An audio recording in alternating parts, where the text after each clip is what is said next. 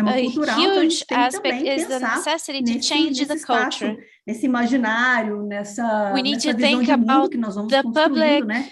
fields desde que that we nascemos. want Então, to nós temos build. essa discussão que precisa ser feita no And ambiente we do this familiar, no since we ambiente are escolar, born. na So mídia que está aí contando as it's histórias para a nós, né, que discussion não that needs to be necessariamente taken into avançam as families, mulheres, into né, todos os dias. schools, E aí a gente into também tem que the public pensar debate, em the políticas media. públicas, né, We ações also por need to força de think lei que about vão public garantir, né, policies direitos that que possam will abraçar, guarantee, with the ao force menos of the law, teoricamente, todas as mulheres that de uma região, there will né, be ou de um initiatives país, to certo? E a embrace gente tem que pensar women em ações afirmativas, at the national level, at the incentivos mais regional fortes de level. educação para a So we need mulher, to think como about criar condições affirmative para as mães policies. We trabalhadoras, need to como nós vamos create lidar com as conditions diferentes for violências que as mulheres ainda working sofrem women to em work. todos os We ambientes, need to certo? face the different A gente também violences that pensa women precisa pensar endure em in medidas the different institucionais, como environments. We also need to exemplo think about da Westinghouse, institutional né? Então, a measures, gente pode which is the adotar example of medidas Westinghouse, em for instituições example. e organizações We need to específicas, adopt empresas, de measures acordo in specific com a institutions realidade, and né? corporations Local ou that regional. are in E aí a gente accordance pensa with nesse the contexto local em melhorias no reality. ambiente de trabalho, as And condições para a thinking mulher, about né? A gente ainda this, we precisa need to think lidar about com assédio, né? Com todas as improvements in the work limitações que as mulheres environment, sofrem por ser improving, mães,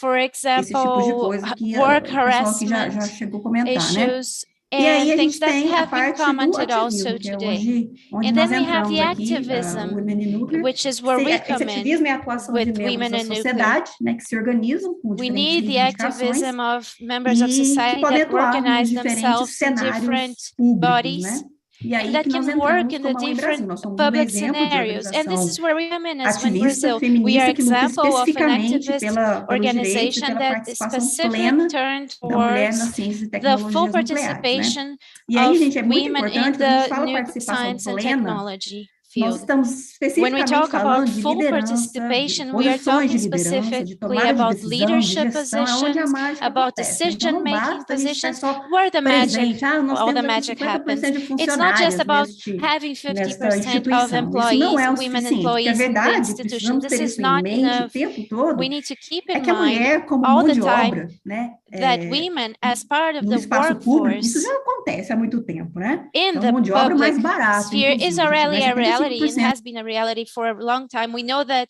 the female workforce is cheaper. We know that we have salaries that are lower than the and with the same level of competency. And in the domestic scenario, the women are part of the workforce for a very long time, but it's a non-paid for work. This already happens, but this is not what we want. We want to be in leadership positions. We want to be in decision-making positions. The numbers show that 20% of participation of women in the nuclear sector at the global level. When we think about leadership positions, this number obviously drops a lot. And we have here the Brazilian chapter of the global WIN, Women in Nuclear. We also founded this year the regional chapter for America, Latin America. So we have these different levels in WIN: national, regional, global, and there are 3 pillars to the organization. We have the level of empowering women for sharing knowledge and experience in the sector. We also have scientific disclosure to show the work of women. We need to improve this a lot. We also have the pillar of improving our communication with women, with the public in general, and also promoting the new generations in the field. And then we have initiatives here in Brazil. Our initiatives have been reformulated in 2020, 2021. We have 2 groups of initiatives, internal and external. These internal initiatives are more at the level of our network with women that are already in the sector, and the idea is to maintain the conquests of the women, the things that we were able to guarantee, the rights we acquired. And then there are the external aspects, which is the communication with the public. Our initiatives aim to strengthen our cause and spread them across the world and create opportunities to occupy new spaces and bring new women to our sector. In terms of internal actions, we have some things. For example, we are constantly developing this space, our network, so that it can be a truly collaborative and supportive space. These supportive networks are very important for us women. We have lots of internal projects, joint projects also. We have a lot of internal communication. We also offer practical tools for professional and personal development of women. We offer courses and workshops. We promote debate on awareness on gender gap. This is not a natural knowledge that just comes to us. We live in a patriarchal society, and so we really need to have this type of discussion. We need to educate ourselves, exchange between us women, and discover this reality. We also work to occupy spaces until now majorly dominated by men in the nuclear sector. So what I always see in the network, the social networks, pictures of events, meetings, scientific events, and then you have the group picture, and it's amazing. A huge majority is men. You have 15 men and one woman, for example. So it's a visual disparity. You can really see it. You can realize it on the pictures themselves, on the participation of women. So we really want to be more represented in these spaces and promote this discussion, both between women and also with men, like we are doing here on this amazing opportunity. We are also need to promote this discussion in the academic sector as a whole. Besides this, we want to create a movement within the sector. We want to extend our networks inside the sector to show the sector and the world that our participation as women is necessary. We have groups with specific interests, for example, women in nuclear young generation. So this is a very young group of women, and they discuss their specific necessities, their moment. So we have different partnerships with the IAEA, with the WINS, the Institute for Nuclear Security, World Institute for Nuclear Security. We have different institutions supporting us. And about the external actions, as I mentioned, we have the communication flag, and we are working to transform nuclear into an interesting, attractive career. And we are doing this in a purposeful manner. We try to demystify the concepts. We work on scientific disclosure. We try to have a more young and friendly approach and a more fun approach. Why not? We are always trying to reach the younger people. We also work to promote a more safe environment specifically for women. So if you want to come into the field and you think about nuclear scientists, the first thing that comes to mind to most of us is a man. And we need to show girls and women that women scientists can also be present and they can also be scientists. So we need to celebrate the women that are already in the field. We need to humanize the field to show that it's open to all. And we do this a lot in the social networks. We also offer courses and workshops, like I mentioned. And we, not always, but we like to open it to the general public, exactly to open the doors to new women. And this is what we need to do. We are working on this. We want to truly create a database that can describe the situation of women today in the STEM careers in the nuclear field, because we want to define effective actions. And to do this, we need to understand the reality as it is.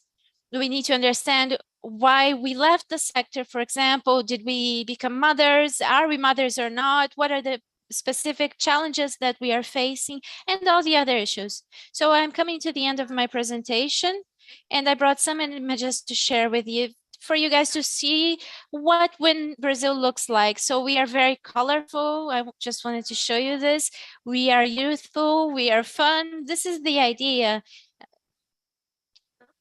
We need to show this to the world as a whole, because we have this difficulty with the sector as a whole. We need to call attention to society about what we do. And here in the working groups, we celebrate the women that work with us. We are all voluntary workers.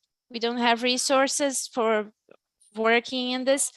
Here are the international collaborations, our events and workshops. We have our social media content for humanizing science and bringing data to inform the public. Then we have our winners, which are our members who won awards. Gabriele will be talking to us soon about this a little bit more. We also have our annual campaign, Stand Up for Nuclear. It's a campaign for dialogue with the public, and it happens at an international level during a period of the year in different countries. And Brazil is when Brazil is the official promoter of this event here in Brazil. We do this work in networks, and we have a communication campaign to attract young people.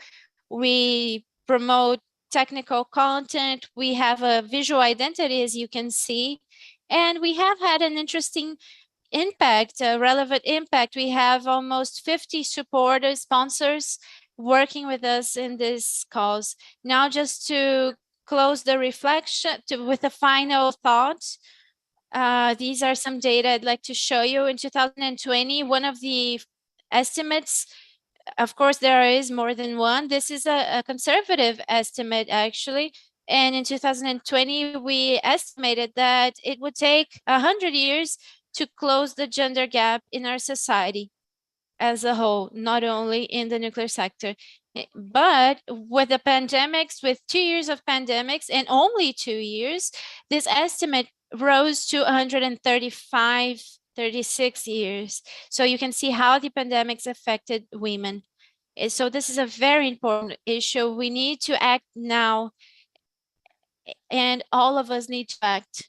And this is my message to you all. Thank you very much for your attention, and I leave my contact here if you want to contact me. Thank you.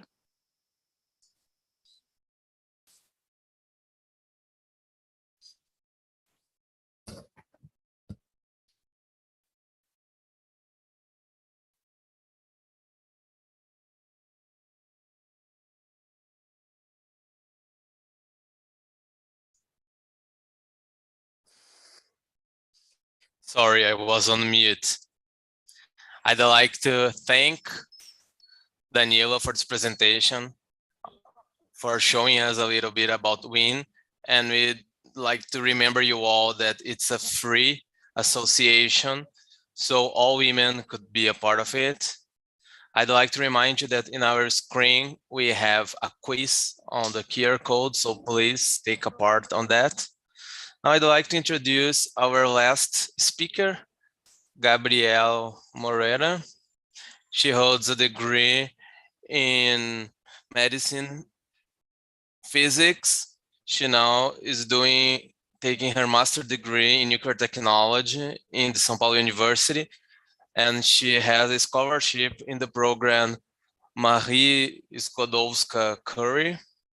She developed some research in gender diversity and applications of nuclear technology. And now she is doing her MBA in project management in São Paulo University. So I pass the floor to you, Gabriele. Hi, everybody. Welcome to all who are watching me. So please share my presentation as well. I don't know if it's already available. Here we go. I will speak to help in that matter of how much the policies can contribute for women to stay in the nuclear sector. And I'm a living example of that throughout my life, public policies. So I brought a timeline showing my step by step since I first started studying in the science sector. During graduation, we have some scientific projects. In the undergraduation, we have some scientific projects. So I took part in those projects for 4 years with Professor Ivanizia. She is also a specialist in medicine physics. Sorry, the first year was with Professor Ivanizia, and the second year was also with her. And while I was taking part in the scientific projects, I was able to present in conferences. And I also need to come back a little more when I was living in Salvador, Bahia, and I had to move to the state of Sergipe. I entered the university there using racial quotas, and there were also some public policies for staying in the university, and that's how I was able to finish my graduation in medical physics. Throughout those 4 years, there was taking part in those scientific projects. I traveled a lot presenting my work. And prior to that, I had only known my own state. And then I got to know all of Brazil. And then I came to the city of Ribeirão Preto in the state of São Paulo in that 3rd year of scientific initiation. I was awarded the best poster in the part of radiological protection. And I had no idea that, I knew that my professor was really good. She was a reference in the field. But when I got there in that Congress and I saw all the other people, maybe with a PhD, people who were already working, and they were so ahead of me, I was only an undergraduate, and I was awarded. I was really amazed. And that's when I got in touch with some professors of São Paulo University, and they invited me. And I didn't have that vision of how much I could grow, how much I could expand my career. So I was working with radiological protection and dosimetry. After the 4th year, I graduated in physical medics, is that yellow circle that you can see. And then I entered in the Nuclear Energy Research Institute, IPEN. And I was delighted. That is a very recent picture. I didn't have much pictures from before, but I was amazed by the reactor. And I was just like, I want to do those braids. And I have that blue hair because I did my braids. I'm so proud of that. And on that same month, after I entered IPEN, there was an event about women in science, and I met 2 references, which are Professor Enipo Kuhn and Professor Elizabeth Tiburi. So it was huge. You know, I studied their books. They studied physical medics in Brazil, and I was actually talking to them. I was delighted. So that's why I brought those pictures here, so I can show you how I entered IPEN. On the next slide, one thing that drew my attention at IPEN was that, well, I really wanted to get into IPEN, studying São Paulo University, and I realized the number of men who were studying there. And I started to notice how those people were white people. And I read many books. And in one of those books, and it's a book by Angela Davis. I know we always speak about her, an American professor. And she was saying that she was speaking about that role, how in our position we are able to help in the institutions that we are, how we can change those structures. And here we have Professor Nérida, who just spoke. She helped me a lot because when I was silent, I was trying to look for some institution that would help women in the nuclear sector because I was feeling alone and I needed that support. So I reached out to Professor Nérida. I sent a form through EPEN, and we're after all those women and who were there. And so we invited Carol and Priscilla, and they took part. We studied in the same university, physical medics, the Federal University of Sergipe. So we made a questionnaire to gather some data. And just like Professor Nérida just told us, we were able to organize an event. We showed that data. And all these women we invited, they loved taking part in that event about science, about the role of women in science, and we spoke about representation.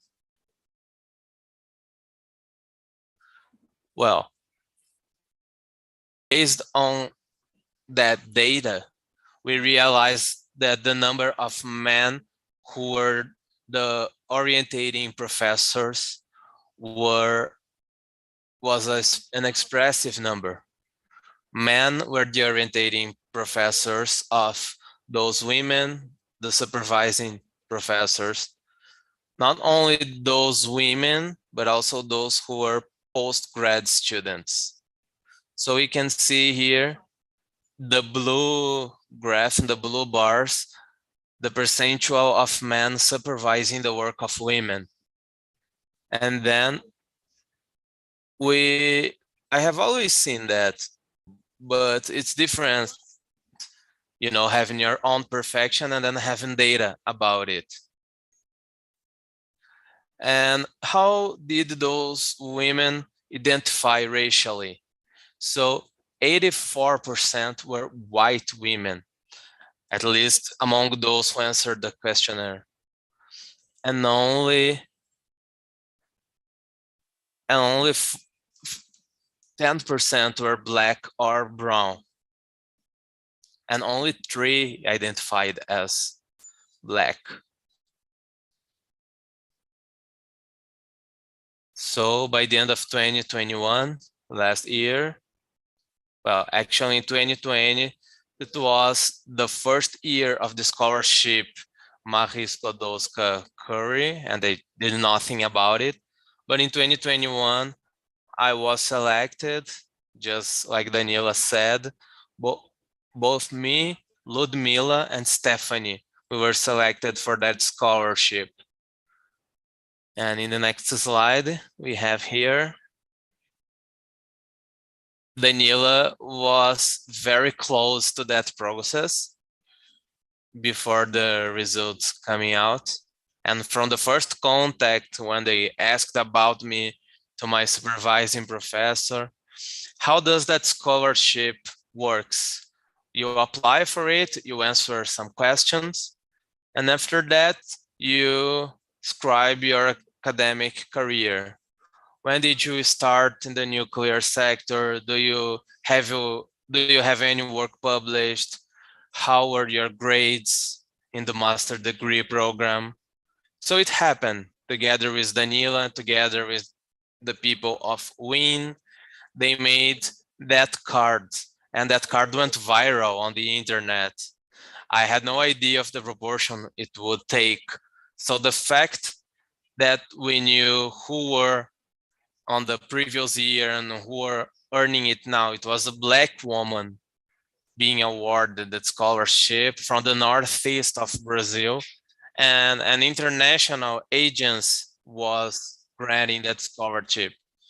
So there are many news about me. The journalists looked for me, and then I realized the importance of when they work with social media, and social media works. And when doesn't have so many followers, I don't even know the numbers, but it was shared a lot, and it got to that proportion, and it got into the most well-known media in Brazil, that is the Global Network. So their internet portal wrote about me. So I gave many interviews. And about my future work, I'm a Black woman. I'm an activist in the nuclear sector. And I also act, I have some ideology. I believe that female participation is really important in that sector, especially that of Black women. So being here and fighting to stay in that area is really important. And I like to tell other people that it is possible. Even if it's complicated, we have the possibility. People like me have that possibility.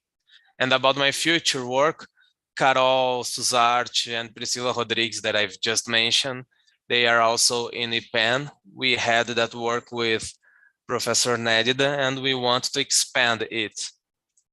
But our previous work was also with the University of São Paulo. So now we brought Camila together. She's from other research institutes like the Nuclear Energy Commission. And we are all together with Wayne, with Danila. So we want to apply that questionnaire, that survey, of the other research institutes. Because, okay, we know about IPEN, but we need to understand the profile of those women in the other institutions. So we'll apply that survey. It's larger than the previous one because we needed to understand the public policies those women need to be improved. Those women think need to be improved so that they can stay in the nuclear sector. And I always tell Carla we can share the survey with her. And I'm here, I'm open to questions, and that's it. Thanks, Gabriel. The survey is really important, all that work. How can we solve a problem that we don't really know, that we don't have numbers? So congratulations for your initiative. It's really important, and I'd like to take a part in that. So I'd like to invite all of you to a debate. Let's see our poll on the internet. Let's see the results. Let's see if they will share it on the screen. In the meanwhile, I'd like to read some of the comments we had in the chat. People are praising your work. There is a comment saying that WIN was the best thing that happened to me, a woman in the nuclear sector. People were just thinking about it. Changing our own culture is really important. What does it mean being a woman to me, for myself, not only for the others, but what I think to myself? And there is a comment for Yvonne Brown that the feeling of belonging makes an employee, a co-worker, goes further beyond than what we expect of him. So congratulations for your work. Well, do we have the results of the polls?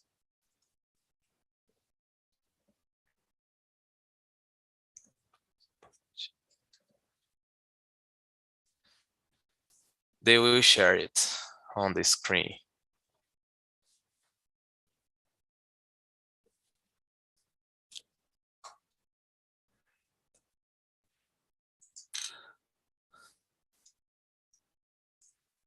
So that was the poll. That's the reason that impacts the most of the percentage of female occupation in nuclear. But what did the audience answer?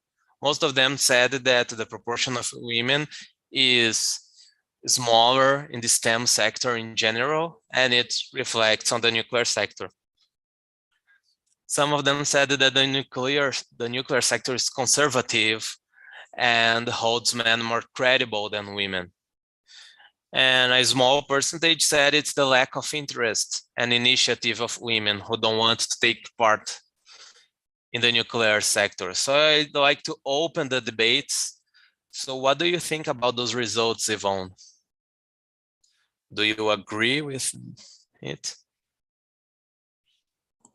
I can't say that I'm surprised by the results. It tends to trend with overall sentiment that I hear both in Westinghouse and where I hear from other industry peers who are also trying to tackle this challenge that we have ahead of us. So the results, the respondents kind of align with where I thought they would be. And that's where I think we all have to step up to the challenge. So I'm very encouraged by the dialogue that we've had today, because recognizing and naming the challenge that's ahead of us is the first step in being able to overcome it. So not surprising for me. And I hope that the responses really fire everyone up to get engaged in being part of the solution.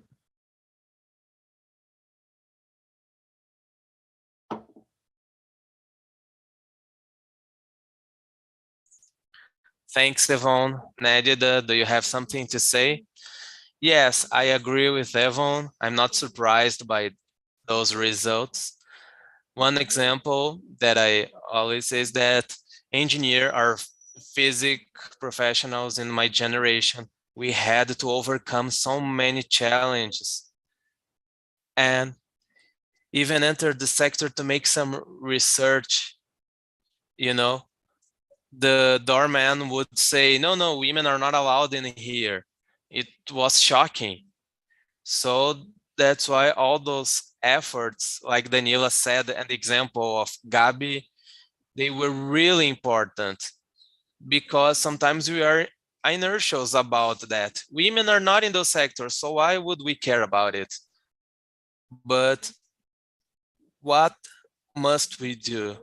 What we do, just like Daniela and Yvonne just told us, we must have the institutions, the companies be open about the issue.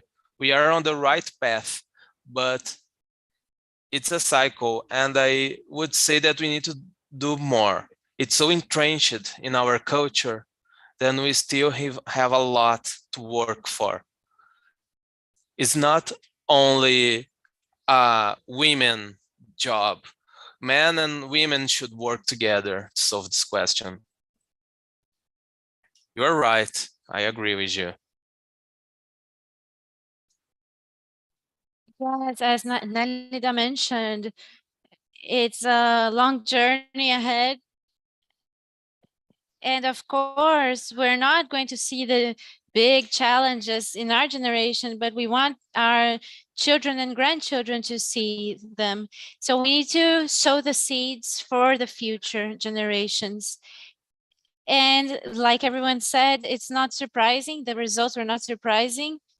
And I think we can say that it's a set of aspects. There are many causes. Some people say it's the lack of interest of women. And why lack of interest? Probably because of the lack of incentive.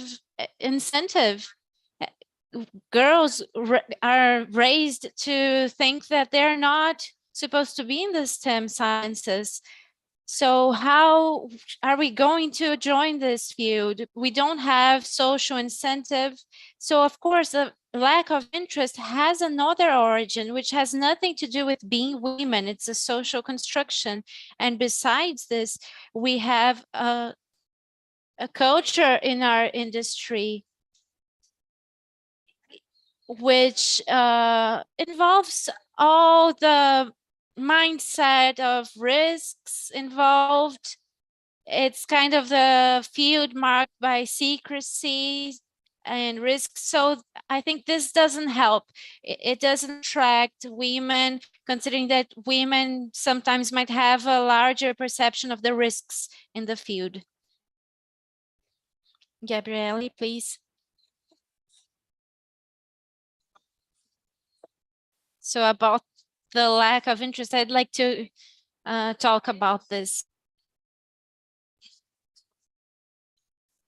When people interview me, they ask me, oh, have you always wanted to be a scientist? And I say, well, no, when I was a kid, I wanted to play. I didn't want to be a scientist. The school I studied in didn't have any incentives for science. There were no labs in the school.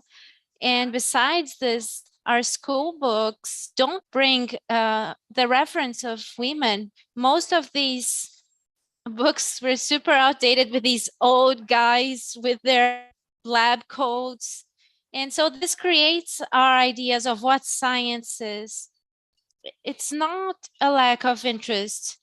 It's a lack of incentives, like Danila said. So for women to engage in science, this has to be stimulated since a very young age so we can create a culture and embrace more women in the sciences. So I don't think it's lack of interest. I think it's lack of incentives. Well, thank you, Gabriele. In my opinion, well, I saw all your presentations and there are specific challenges. For example, Westinghouse, electronuclear, we have specific challenges of corporate culture. Also, we also saw the field of research, the challenges in research, and then we see about the awards. Gabriele, we see, for example, that there are also language barriers which are also excluded, and institutions like WIN, like Danila said, are crucial to support us in each of these fields. And it doesn't take away the responsibility of the institutions in which we take part to support us at the institutional level. So in this sense, I would like to make a question from our guest, Yvonne. Yvonne, you mentioned there were lots of sectorial strategies at Westinghouse to broaden gender equality. But I'd like to ask if you have goals or quotas for women, specific training, if the human resources have some idea to make income the same between men and women, and what do you think we could do here in Brazil? Thank you for the question. Happy to share. So we do have very specific goals, and part of that comes from understanding our baseline and where we have opportunities. So for example, we have one goal to increase the overall representation of women across all of Westinghouse, regardless of your particular function or expertise. So that's to get from 21% to 30% representation of the workforce. Then we have another targeted goal to increase the representation of women in leadership positions. And so we looked at our data to determine whether or not women were advancing at the same rate as men into leader roles at Westinghouse. And we realized we had some opportunity there in moving women from individual contributor roles into management roles where they're managing teams and or organizations. And so we're attempting to move that number from 19 to 25% by the year 2025. So those are our two very specific goals. Then I would say we have smaller metrics that we keep track of to understand the pipeline of women coming into the organization, moving through the organization, and in some instances, if they exit, why do they exit? So we have metrics around how do we increase the diversity of our applicant pool for people who are applying for open positions. We have very specific strategies within our talent acquisition and recruiting teams to widen the gates into Westinghouse and make sure that we're looking for applicants in sectors and or universities, schools that we haven't necessarily traditionally looked at that have a more diverse pool of applicants for us. So we have very specific talent acquisition and recruiting strategies as a way to achieve our goal. Then we do have, yes, about development opportunities and trainings. We have an existing women's leadership development program that we are actually revising and refreshing so that we're broadening the scope of that program. So right now it's a very limited scope, and we partner with the university within the United States, and we realize that that necessarily meeting the global needs of our women in the organization. So now we're working with a vendor to create a multi-month learning journey for women who would be nominated into the program, where they can learn and increase their competencies and leadership traits around leading themselves.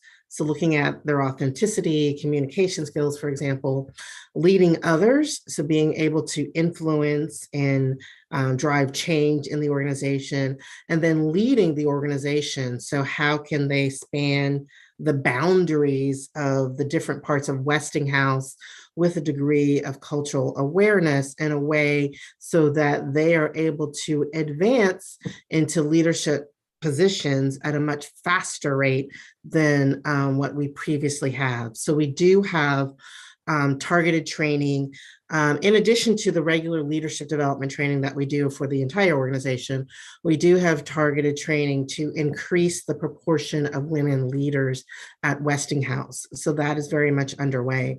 But it's not just about training the women or fixing the women, right? So a lot of times when I see programs that are designed for women leaders, or when I hear people speak about women in organizations, it always sounds like we're trying to fix women, as if we're broken in some sort of way. And that's not the case. It's really looking at the whole institution. So looking at all of Westinghouse and not only doing programs like I mentioned that may address the specific leadership needs of women, but how are we addressing the organization to receive those women? So what are we doing for the men? How are we teaching them to lead more authentically and lead in a way in which their cultural competence is increased so they have the ability to adapt, no matter if we're talking about gender roles in the organization, or if we're talking about leading people of different races or of different national origins, different countries. Our leaders have to create this environment, and they have to have the skill and competence in order to shape the culture and to enable their teams to act differently. So yes, we have things that we're doing to specifically address the needs of women, but we're also at the same time making sure that our entire organization is increasing their skill level so that everyone is able to flourish and not necessarily just focused on fixing the women, because that's not what this is about.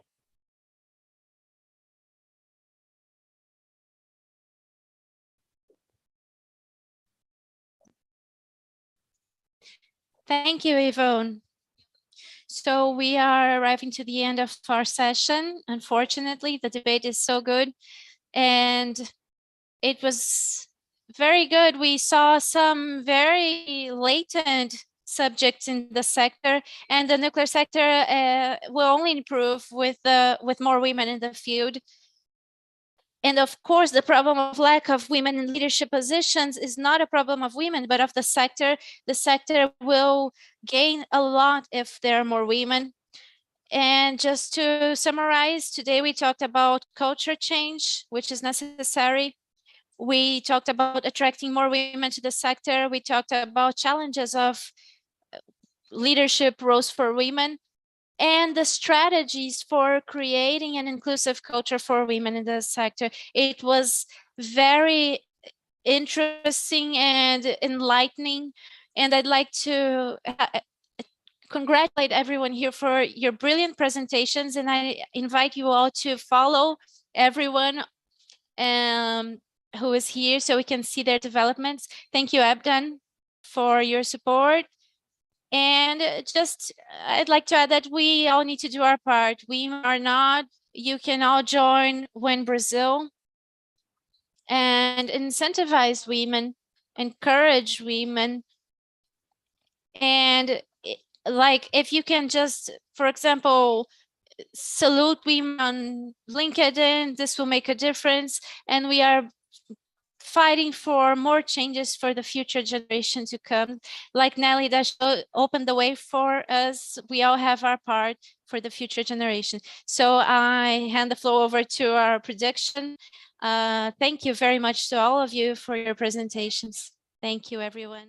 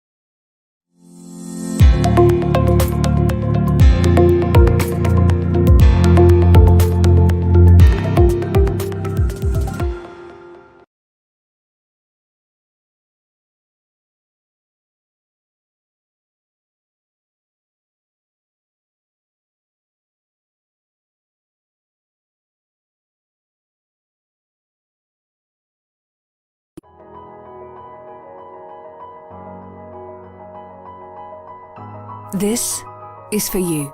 You who see how essential electricity is to people's lives every day. You who understand how we must reduce our CO2 emissions now. You who know that nuclear energy is a powerful source of low-carbon electricity. It is also an industry that demands unparalleled levels of safety and security. Yes, this is for you. You who know that for over 60 years, we have been designing and building nuclear steam supply systems. We have been developing and manufacturing components and fuel assemblies for all the major electrical utilities in the world. We have been delivering the heavy and mobile components needed for the nuclear island, as well as the instrumentation and control solutions. That we provide the maintenance and engineering services for more than 250 nuclear reactors around the world, and that we are participating in the construction of new reactors in France, China, Finland, and the United Kingdom.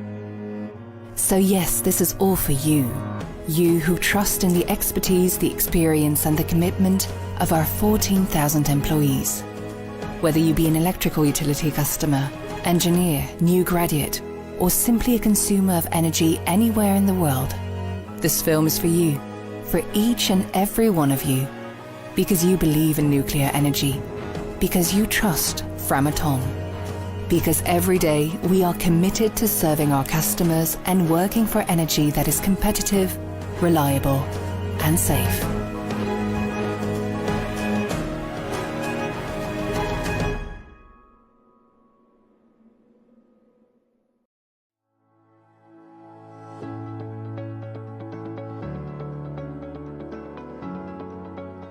A Tractebel está presente em mais de 60 países. Trabalhamos com engenharia consultiva, ou seja, oferecemos soluções criativas para outras empresas ou órgãos governamentais. Por exemplo, se um cliente precisa de um projeto para um determinado empreendimento, antes mesmo de a obra começar, podemos realizar consultoria de engenharia e estudos ambientais para qualquer um dos segmentos em que atuamos. Analisamos a viabilidade, depois desenvolvemos também o projeto básico e executivo, gestão de obras, treinamentos, entre vários outros serviços. Ou seja, nosso time de especialistas pode atuar em todo o ciclo de um projeto, da estratégia, passando pelo pré-investimento, fases de implementação, operação até o descomissionamento. E isso em 5 grandes áreas de atuação: energia, água, infraestrutura, nuclear e meio ambiente. Temos projetos em mais de 160 países. A característica comum a todos eles: inovação e sustentabilidade com base nos Objetivos de Desenvolvimento Sustentável da ONU. São 150 anos de história de uma empresa que não para de crescer e se desafiar. Nos comprometemos a reduzir a emissão de CO2 em todas as nossas operações e nos projetos oferecidos aos clientes. Isso porque acreditamos que o meio ambiente, as pessoas e as empresas podem prosperar juntos. Tractebel, projetando um futuro neutro em carbono.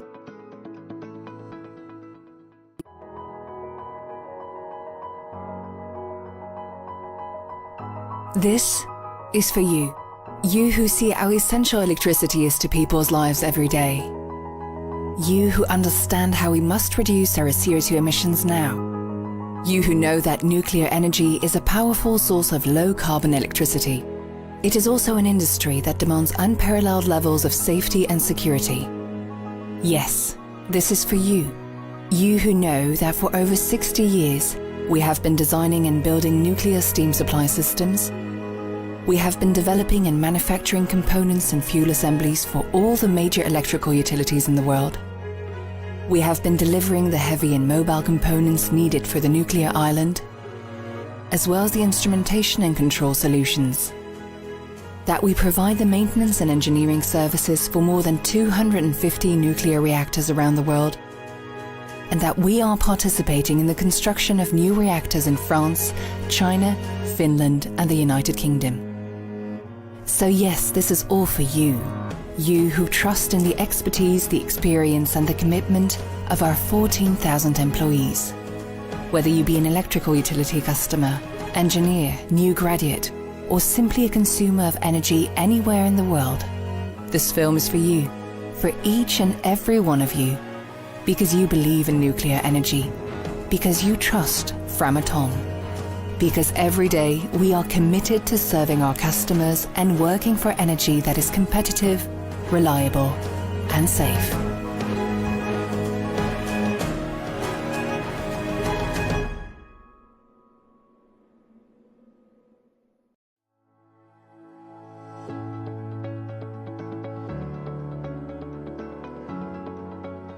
A Tractebel está presente em mais de 60 países. Trabalhamos com engenharia consultiva, ou seja, oferecemos soluções criativas para outras empresas ou órgãos governamentais. Por exemplo, se um cliente precisa de um projeto para um determinado empreendimento, antes mesmo de a obra começar, podemos realizar consultoria de engenharia e estudos ambientais para qualquer um dos segmentos em que atuamos. Analisamos a viabilidade, depois desenvolvemos também o projeto básico e executivo, gestão de obras, treinamentos, entre vários outros serviços. Ou seja, nosso time de especialistas pode atuar em todo o ciclo de um projeto, da estratégia, passando pelo pré-investimento, fases de implementação, operação até o descomissionamento. E isso em 5 grandes áreas de atuação: energia, água, infraestrutura, nuclear e meio ambiente. Temos projetos em mais de 160 países. A característica comum a todos eles: inovação e sustentabilidade com base nos Objetivos de Desenvolvimento Sustentável da ONU. São 150 anos de história de uma empresa que não para de crescer e se desafiar. Nos comprometemos a reduzir a emissão de CO2 em todas as nossas operações e nos projetos oferecidos aos clientes. Isso porque acreditamos que o meio ambiente, as pessoas e as empresas podem prosperar juntos. Tractebel, projetando um futuro neutro em carbono.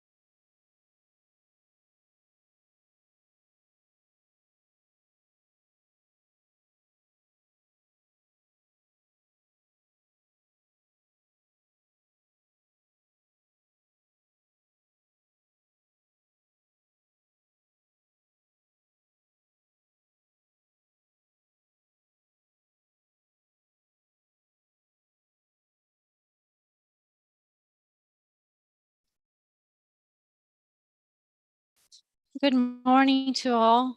I am Francisco Diana, Technical Director of MSU. Welcome to our panel about SMRs, small modular reactors. We would like to start by briefly talking about how the panel will work. After a brief introduction, we will have the presentation of two speakers that will last each 20 minutes. After that, we will have a 15-minute Q&A session. The questions should be sent through the YouTube video, and they will be sent to me so I can share them with the speakers. So for a brief introduction, the current scenario of climate change and with the forecast of an increased consumption of electric energy and the carbon emission goals have been discussed recently in the COP26.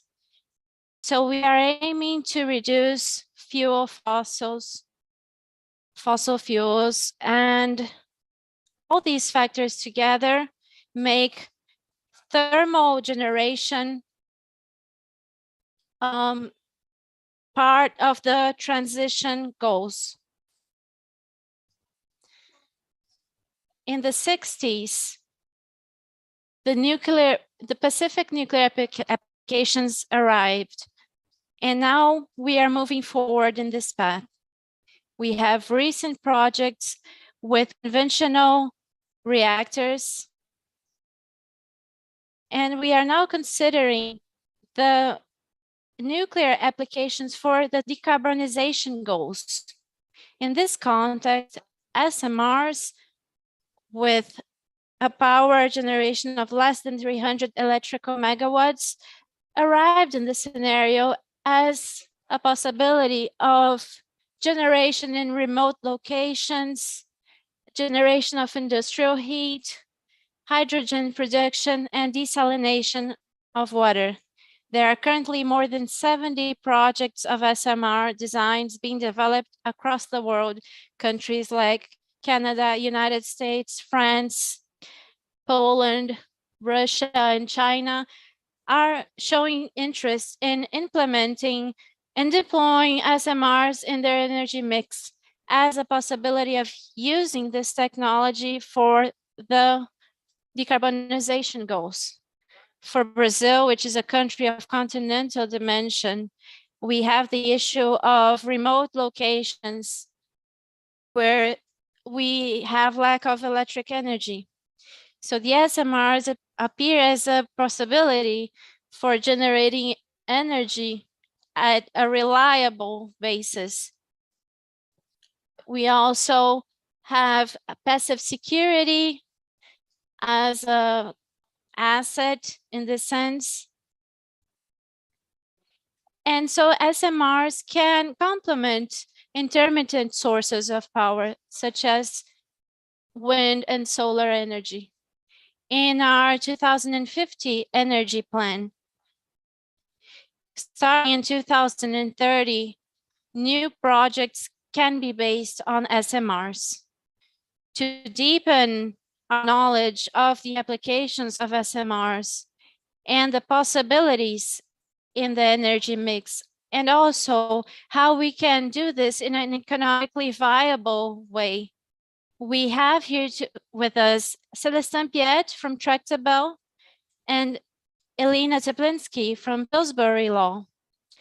To help us with the moderation, we have Orpet Peixoto, who is Vice President of the Abdan Council. And for our first speaker today, Mr. Celestin Piet, he will talk about the potential of SMRs. Mr. Celestin is the Director of Industrial Applications at the Tractable Lab for Nuclear Innovation. He holds a master's in chemical engineering and management. As manager of innovation, he leads the sector in R&D and commercial development at Tractable and industrial nuclear applications, including enterprises in hydrogen. He also recently took the position of administrator at the European Society of Engineers. Celestin works as a representative for Tractable in work groups at an international level involving SMRs in WNA, OECD, NEA, IAEA, Foratom. Celestin, the floor is yours. Thank you. Thank to everybody for the privilege to be here today. Can I just have the confirmation that you can see my screen and my presentation? Perfect. So before starting, thank you for the organization. Every time I am really delighted by the quality of the logistic, and my salutation to the person presently translating what I say. I'm sorry because I know that I speak really fast, so courage to the translator. So as it was perfectly done during the introduction, one of the topics that definitely will be addressed is, let's say, the philosophy of the new technology, SMRs as a new technology, but something that I would like to deep dive today with you is really those new applications, those new opportunities that are open thanks to SMRs. Just a brief word so that you know who is Tractable. We are basically an engineering bureau, an international engineering bureau based on various continents, including the Americas, and in particular in Brazil. We enjoy a large network of experts, including 1,000 of them active in nuclear. Tractable is a little bit special because we are the historic architect and responsible designer of the Belgian nuclear fleet, meaning that we enjoy really a diverse team of nuclear engineers active on the entire nuclear value chain. So, for the introduction, I just would like to take a step back and reflect a little bit on the philosophy on SMRs and why are we seeing emerging them now. And I would like first to leave you with that sentence, which is that technologies, new technologies, have always emerged within a certain context to address some challenges. But it's also emerged within a context, a technological context, meaning that it has leverage, it has other technologies on which it builds upon to develop and extend. So, for instance, back in the 20th century, typically the context in which we were impacted by a rapid rise in the world population and the population standard of living, which is directly tied to energy consumption. And so one of the drivers back then was the need to access a lot of abundant and cheap energy. And the second one, back in 73, and it's actually sad that from European perspective, we are seeing a kind of similar energy crisis. In 1973, we were witnessing a large energy crisis that had huge consequences on people and industry. And so the second, let's say, drivers back then was a kind of price stability and a security of supply. And it's from that perspective that the nuclear power plant that we have today, big unit, baseload production, were designed. Today, the context is different. There is 4 key drivers that we have identified. The first one is a kind of deviance, a kind of mistrust toward nuclear energy due to recent events, including the tragic accident of Fukushima, first element. The second one, now that we are deep diving and really addressing the question of nuclear waste and nuclear material, there is a kind of reserve toward some of the solutions that are provided, meaning, for example, long-term storage, which are in some countries, let's say, a difficult solution to accept. So it's something that needs to be taken into consideration. Then you have, of course, some recent new build project that went overcost and over delay during the construction, which put a tremendous financial burden on a private company, and that dry a little bit the access to capital to finance new projects. which is something to take into account as well. And of course, and it's typically the point on which I will zoom today, is the fact that we are in the energy transition, where electricity and, let's say, the role of renewable energy will be crucial and central, but you see definitely the need to have support alternative source of energy and to also expand, let's say, the decarbonization of the entire economy beyond solely electricity.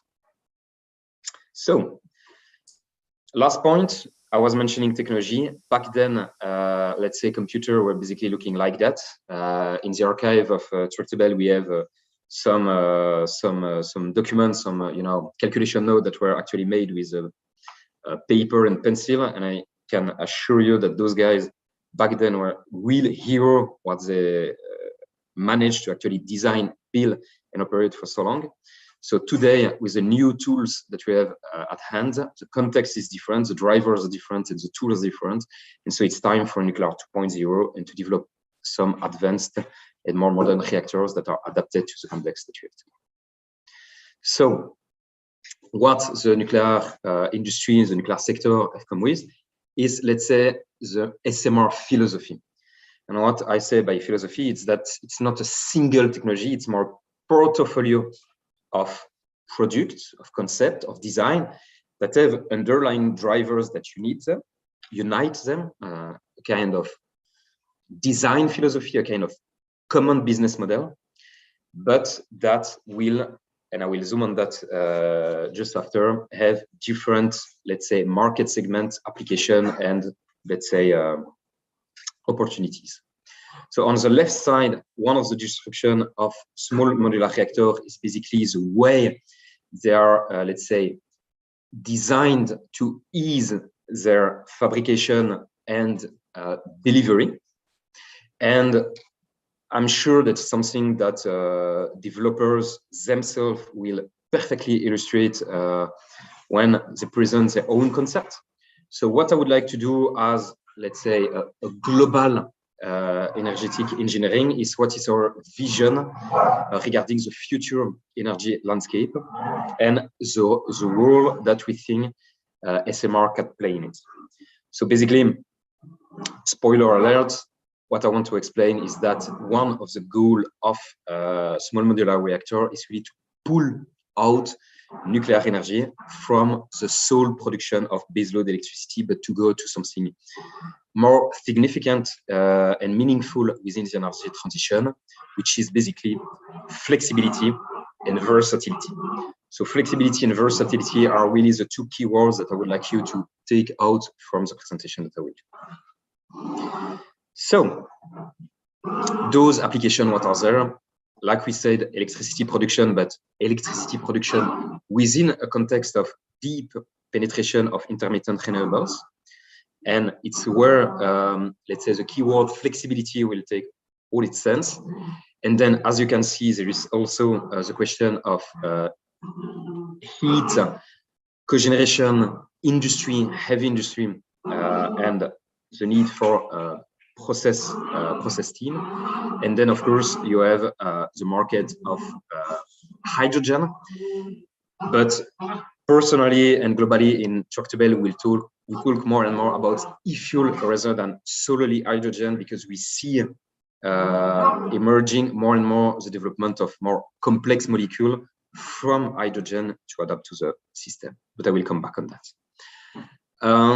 Some numbers that are here, let's say on, let's say just to size the challenge, but also the opportunities it represents.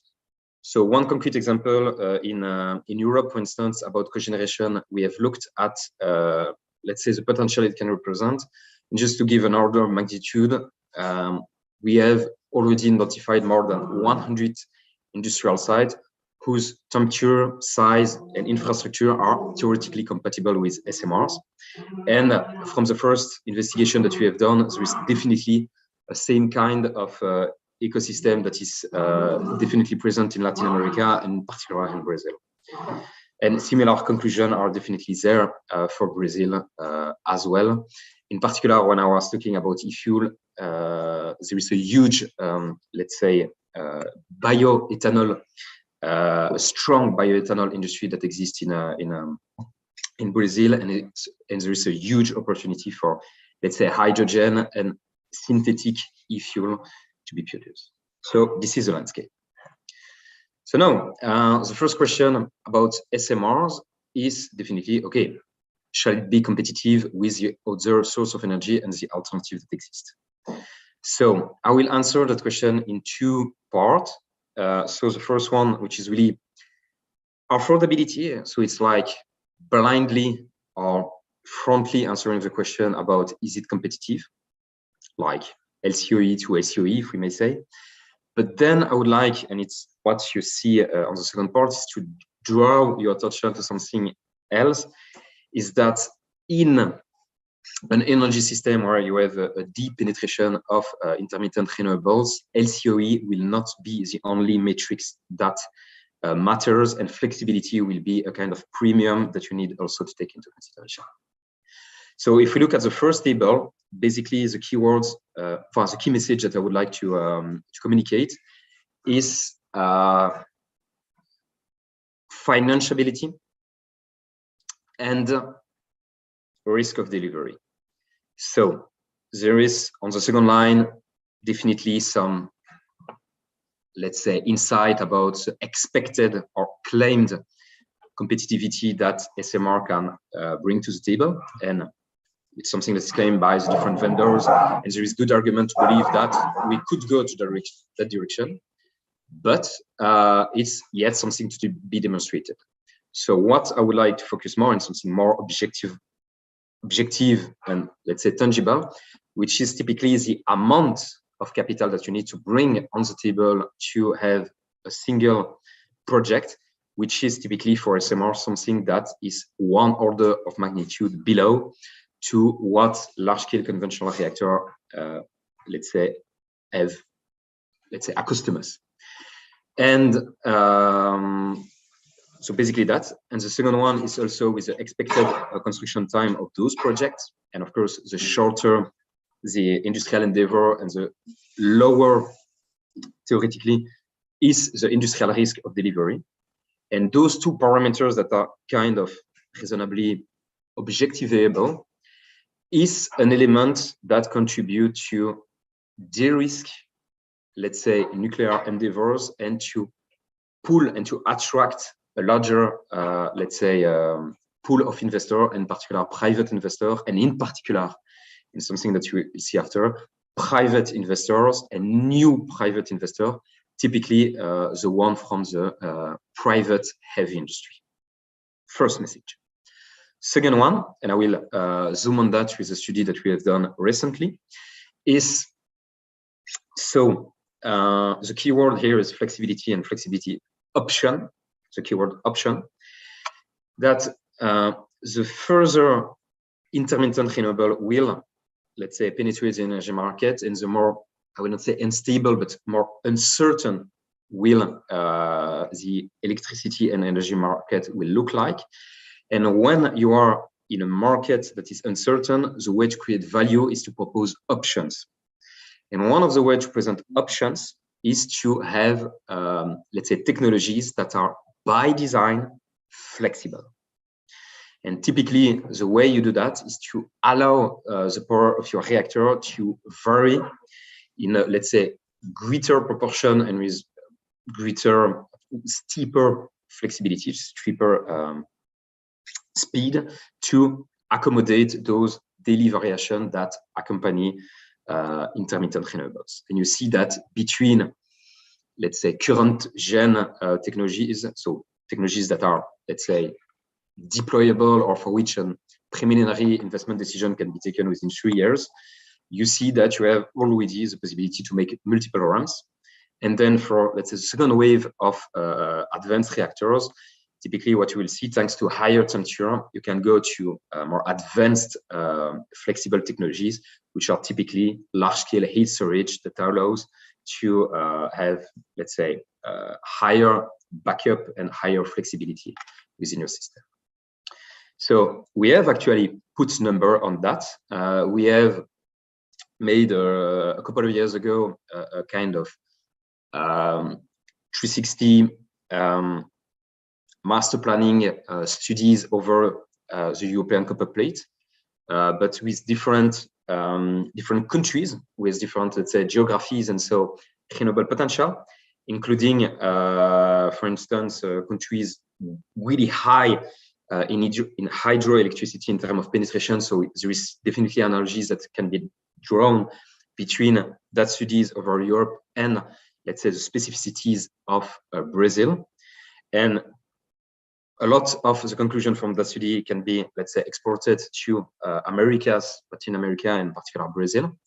And one of the key messages that is something that you can see here is that when you perform your master planning at a system level and not only at a LCOE level, at a utility level, at a plant level, you see that technologies for which the LCOE, so basically the cost, the average cost of electricity, you could have a technology for which the LCOE is greater than other technologies, but because of the impact that it has on system cost, and I'm coming to that, you could reach greater penetration of that technology, because overall, when you take everything into consideration, you have a better optimum getting moving forward with that technology.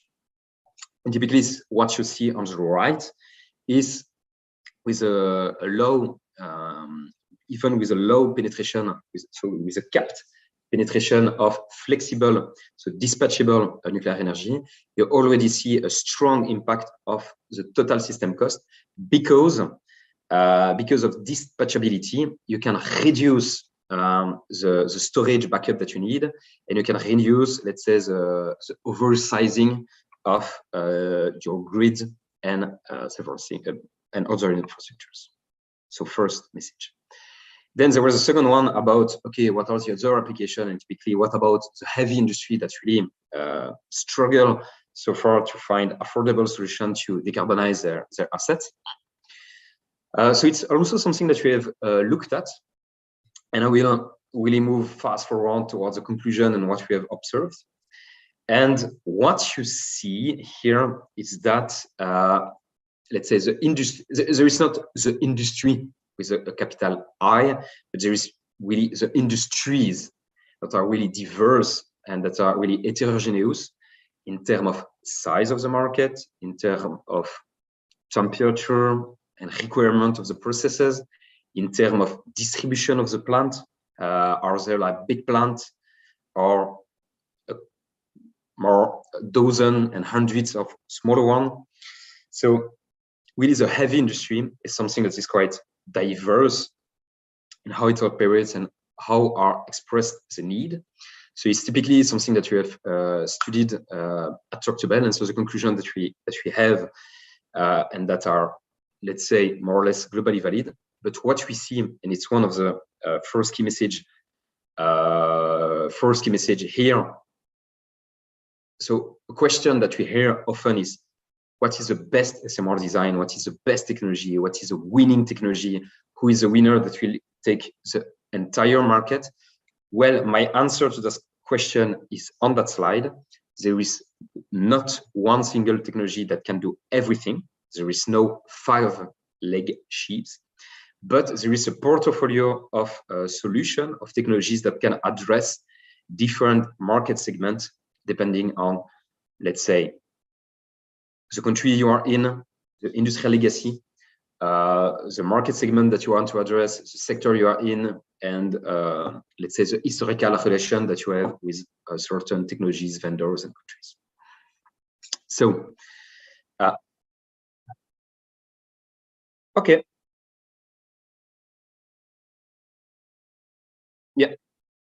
Yeah. In 2 minutes, I am done.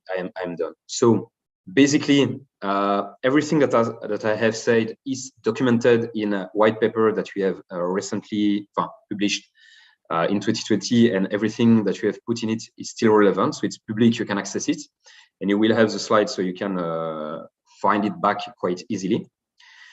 It's something that is really concrete because we have started moving with private actors of the industry to look at different stuff. And one of the examples, typically, when I was talking about new actors, new investors coming into, let's say, the investment pool. You have, for instance, coal owners, coal power plants that need to transition and that are starting to ask themselves the question is they should not move from coal operators to nuclear operators. And so we have started to do some work on that. And I can assure you that there is a great potential to all the coal operator out there. There is opportunities for you. As well for the chemical, so the heavy industry sector as well, we have started to move with some private actors and to really look into that. And it's really insightful what are really the requirements, their need, and how, let's say, the need for stability and certainty is really driving the technology selection. Something that you have done at Tractable, but I send you the link as well, is to develop, digital solution that semi-automatize those analyses so that it can reduce the cost of those early studies, early assessments, and so that you can increase the amount of actors that can start to look at that and to get confident and some comfort, some trust before moving forward with heavier investment. And there is, of course, every time tailor-made services, depending on if you are a technology developer, an established utilities with strong, let's say, industrial legacy, or if you are a new heavy industry actor that want to move in and needs to understand the sector you move in. But everything is available to you, and you can contact anytime when you need it. Perfect. On that good note, thank you, and I give back the floor.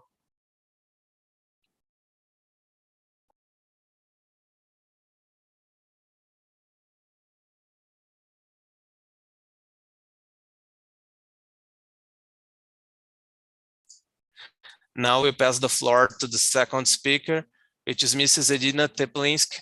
Good morning, Alinsky. It's really nice to see you again. She will speak about funding in SMRs. She is an associate of Pillsbury's Law, and she's a leading member of the team of nuclear projects in Pillsbury and a sub-leader of the energy industry group focused on international questions about nuclear energy, including consulting to North American clients and also global clients about transnational and regulatory questions. She's a consulting for nuclear operators, reactor suppliers, equipment suppliers, investors, engineering, architecture companies, and also technical consulting companies in transnational questions and also complex nuclear regulatory questions. She acts as an external consultant and leader in new construction projects, equipment acquisitions, fuel acquisitions, M&A transactions, and joint ventures in new building projects. She acts in more than 30 countries in North and South America, Europe, Turkey, and Middle East, Russia, Asia, and Africa. I pass the floor to you, Mrs. Elena. Good morning, Mr. Diana. Thank you very much for the introduction. Thank you very much, Abdan, and especially Celso Cunha for the invitation to participate in this panel. I will present in English because I'm better in English than in Portuguese. So now,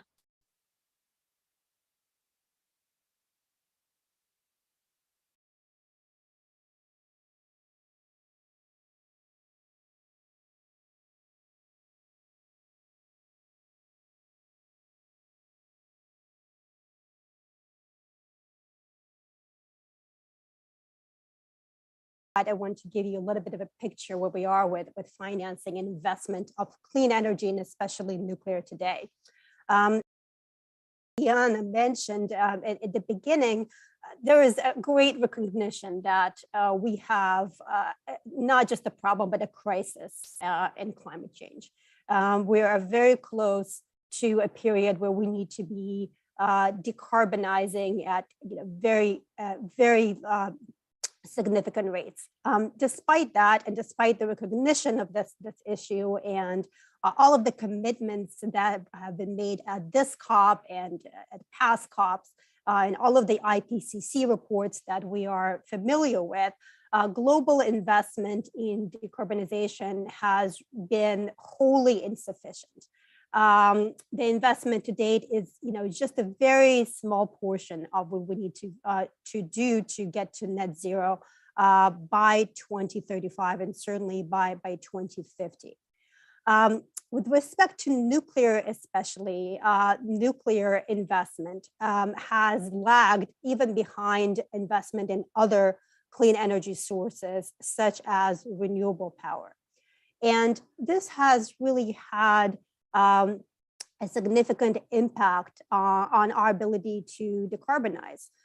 So despite the fact that we have more than 400 gigawatts of nuclear today, it's only 10% of generation. And that 10% is still the second largest low carbon source of electricity. We've been building new nuclear power plants every day. You look at countries like China, countries like India that are bringing new capacity online. We have new reactors coming online in countries like the UAE, for example. Despite all of this, we are decommissioning operating nuclear power plants. And of course, we've had issues in countries like Germany that decided to phase out nuclear, and in Japan that post Fukushima shut down a number of its reactors. So despite these new builds, the share of nuclear in total generation keeps declining. And that means that despite the growth of renewables, the overall share of clean energy sources is either stagnant or is declining in some years. And the last statistic that I looked at was 2018. So we're bringing huge amounts of renewables online, but the clean energy share of total energy capacity is still very small.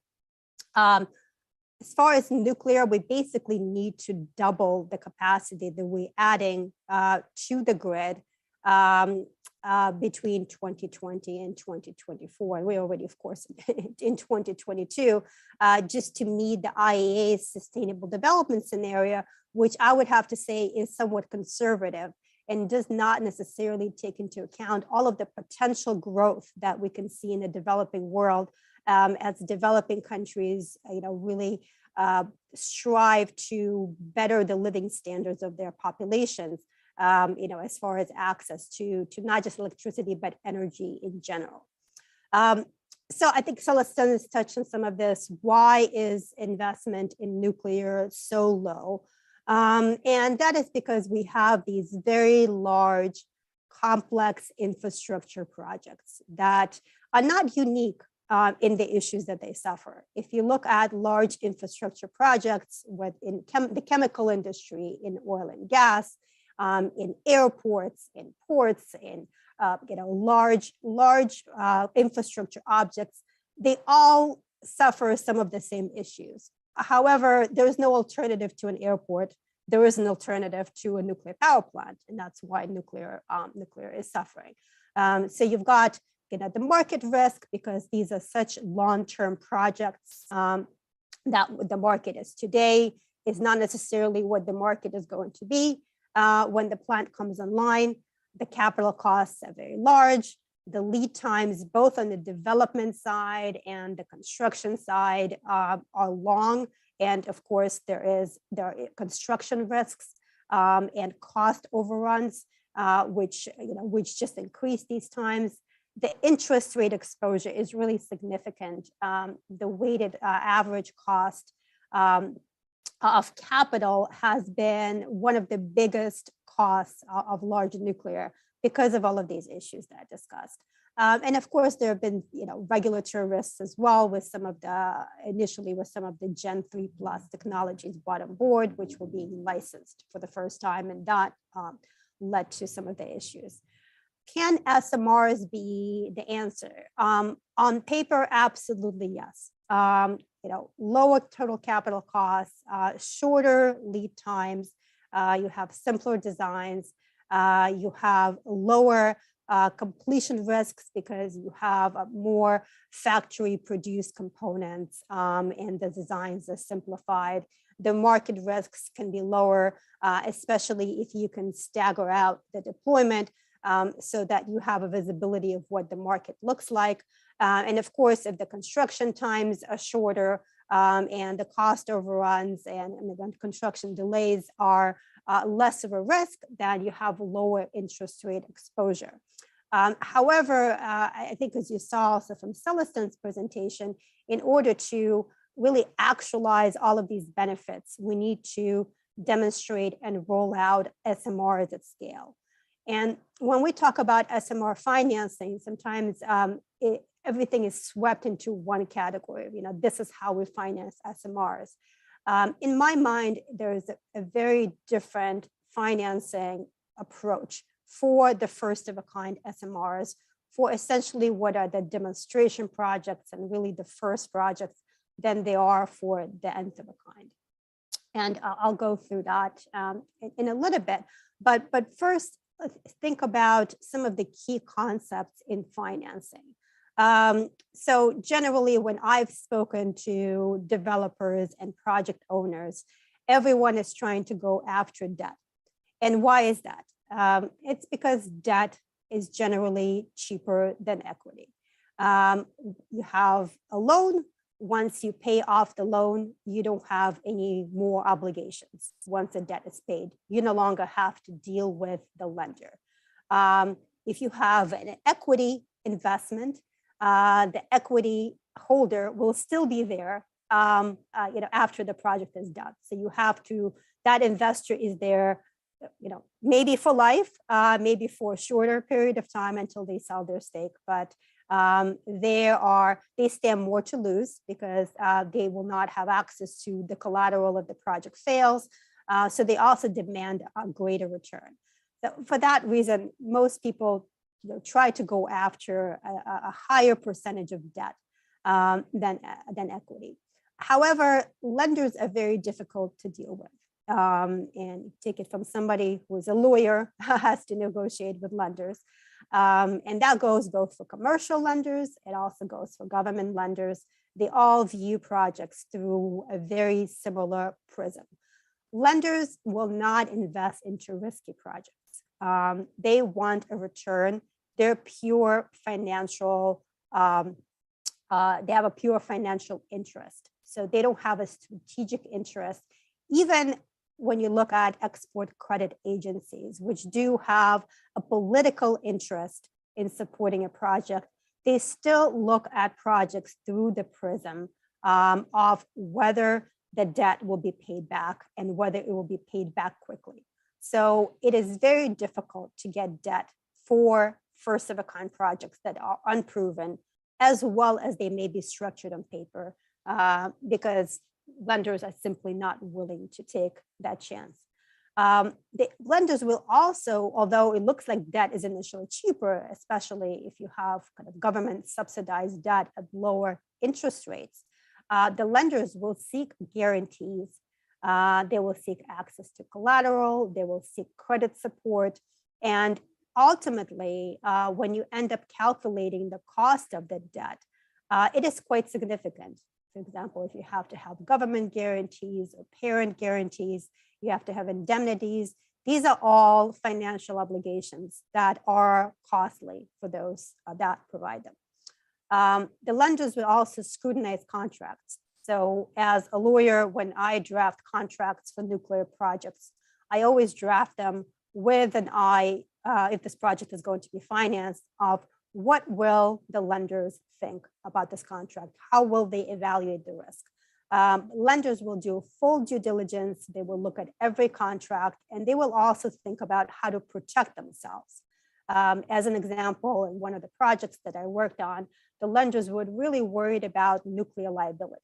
And that would be strange for most people, because why would a lender be responsible for liability in the case of a nuclear incident? But they were concerned because there have been some cases where lenders have been sued for environmental liabilities. So this is the depth that the lenders would look at.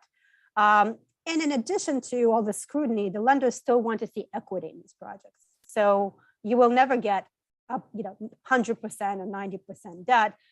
There will need to be some equity in the project. So the bottom line is, when we're looking at the very first of a kind projects, and That doesn't necessarily mean the first one. It may be the first 4 units, especially for SMR's first couple of modules. You're really going to need to focus on equity because that is the most available source to you. Of course, in addition to equity, you can also take advantage, and you need to take advantage if it's available, of government support.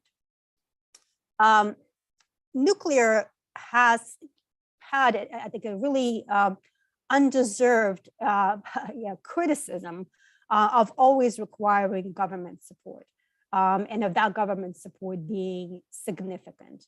There was a really good study done that looked in the United States of federal assistance to renewable energy markets and comparing what assistance to small modular reactors would be.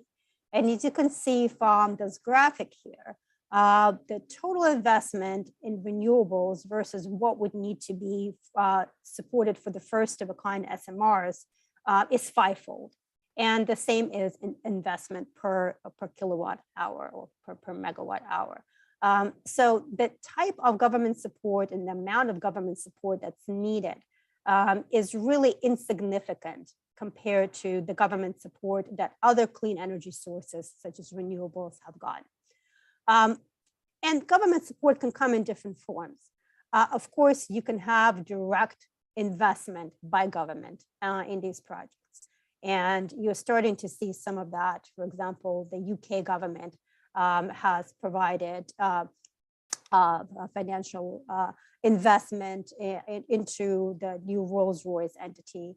The US government is providing investment as part of the ARDP program into two advanced reactor demo projects, and is also providing more R&D focused support to other projects. So that is one way. The other important type of government support is putting in place measures to support carbon markets that recognize the zero carbon value of nuclear. So one of the things that has really allowed renewables to scale are all of the zero carbon credits that have been provided to the renewable industry across jurisdictions. And those credits have allowed for project financing of these projects. They've allowed for greater investment to these projects, and they've allowed the cost of these projects to significantly decrease, among other factors. So most certainly the zero carbon value of nuclear needs to be recognized. Other ways to support these projects, the government taking on some of the initial risk through a regulatory model where either the government does it through some sort of a support mechanism, or you have a regulated market model like the RAB model in the UK, where the costs are passed down to the consumers. Other ways to support supply chain development. So this is going to be very important for SMR projects because they're going to rely on factory produced components. Where are these factories? There are some available facilities that produce components. Can they scale to what we need? Currently, I don't think that's the case. I think there needs to be a lot more investment into the manufacturing capabilities and to qualify the manufacturers that previously hadn't entered the market and to really optimize the market. You're going to need support for fuel. I'm sure that's been discussed, the high assay low enriched uranium that's going to be needed for advanced reactors. There's going to need to be some government support to really spur that market, because currently we're in a bit of a catch-22 situation where the enrichers don't want to invest into a market that is still a little bit in the future, although it's coming pretty close. Projects that support the use of advanced reactors for non-electric applications, like Celestin mentioned, whether it's zero carbon fuels, desalination, district heating, district cooling, and other applications. There needs to be funds that support the demonstration of these technologies for these types of projects.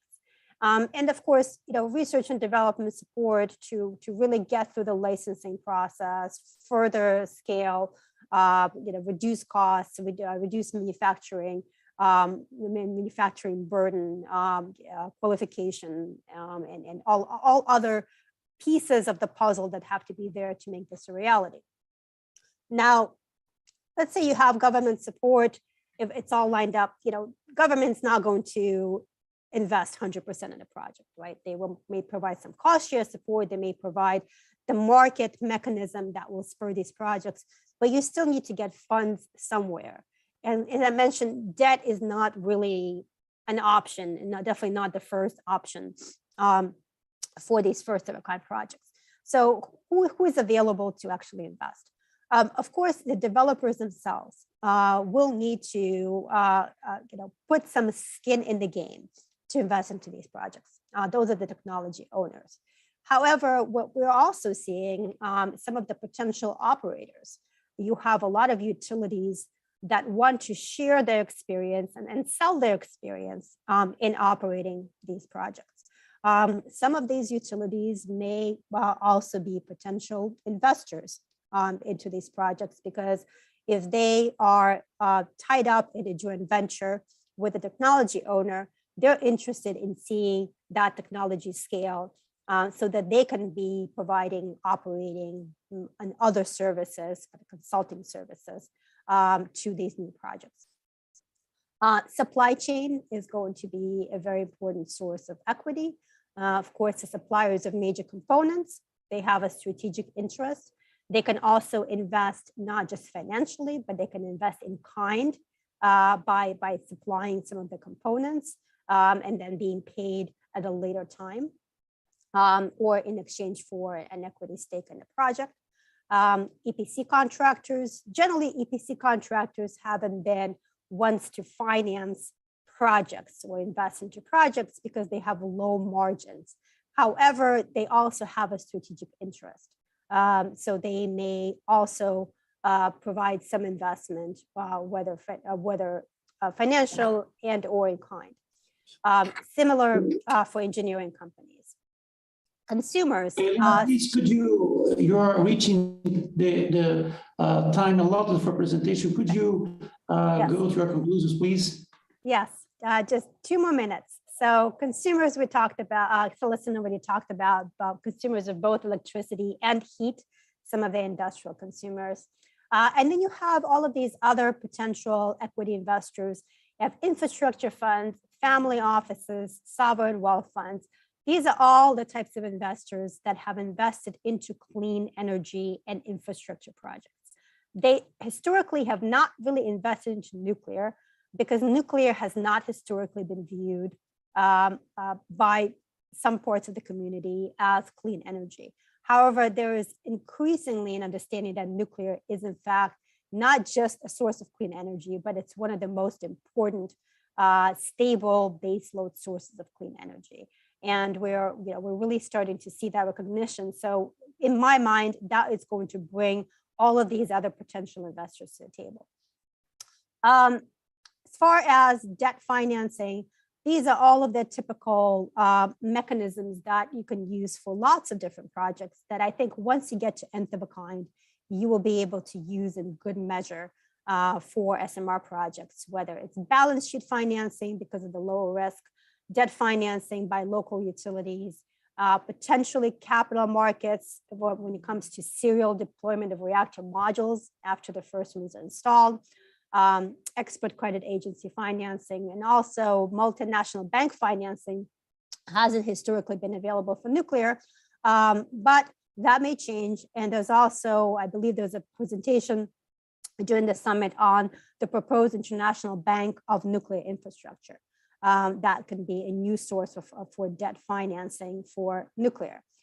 One last thing I wanted to mention before I close, we have to think about how to scale the demand in order to really reach some of these mechanisms. And Celestine talked about all of the markets, potential markets for non-electric applications.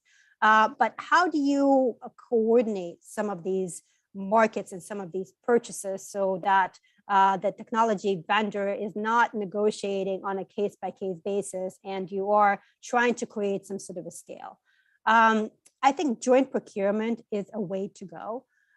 So you can leverage the buying power of combined utilities or industrial customers, achieve economies of scale, create long-term collaborative relationships, and really getting those orders that you need to scale at the same time, to create that demand that is really needed to bring down costs.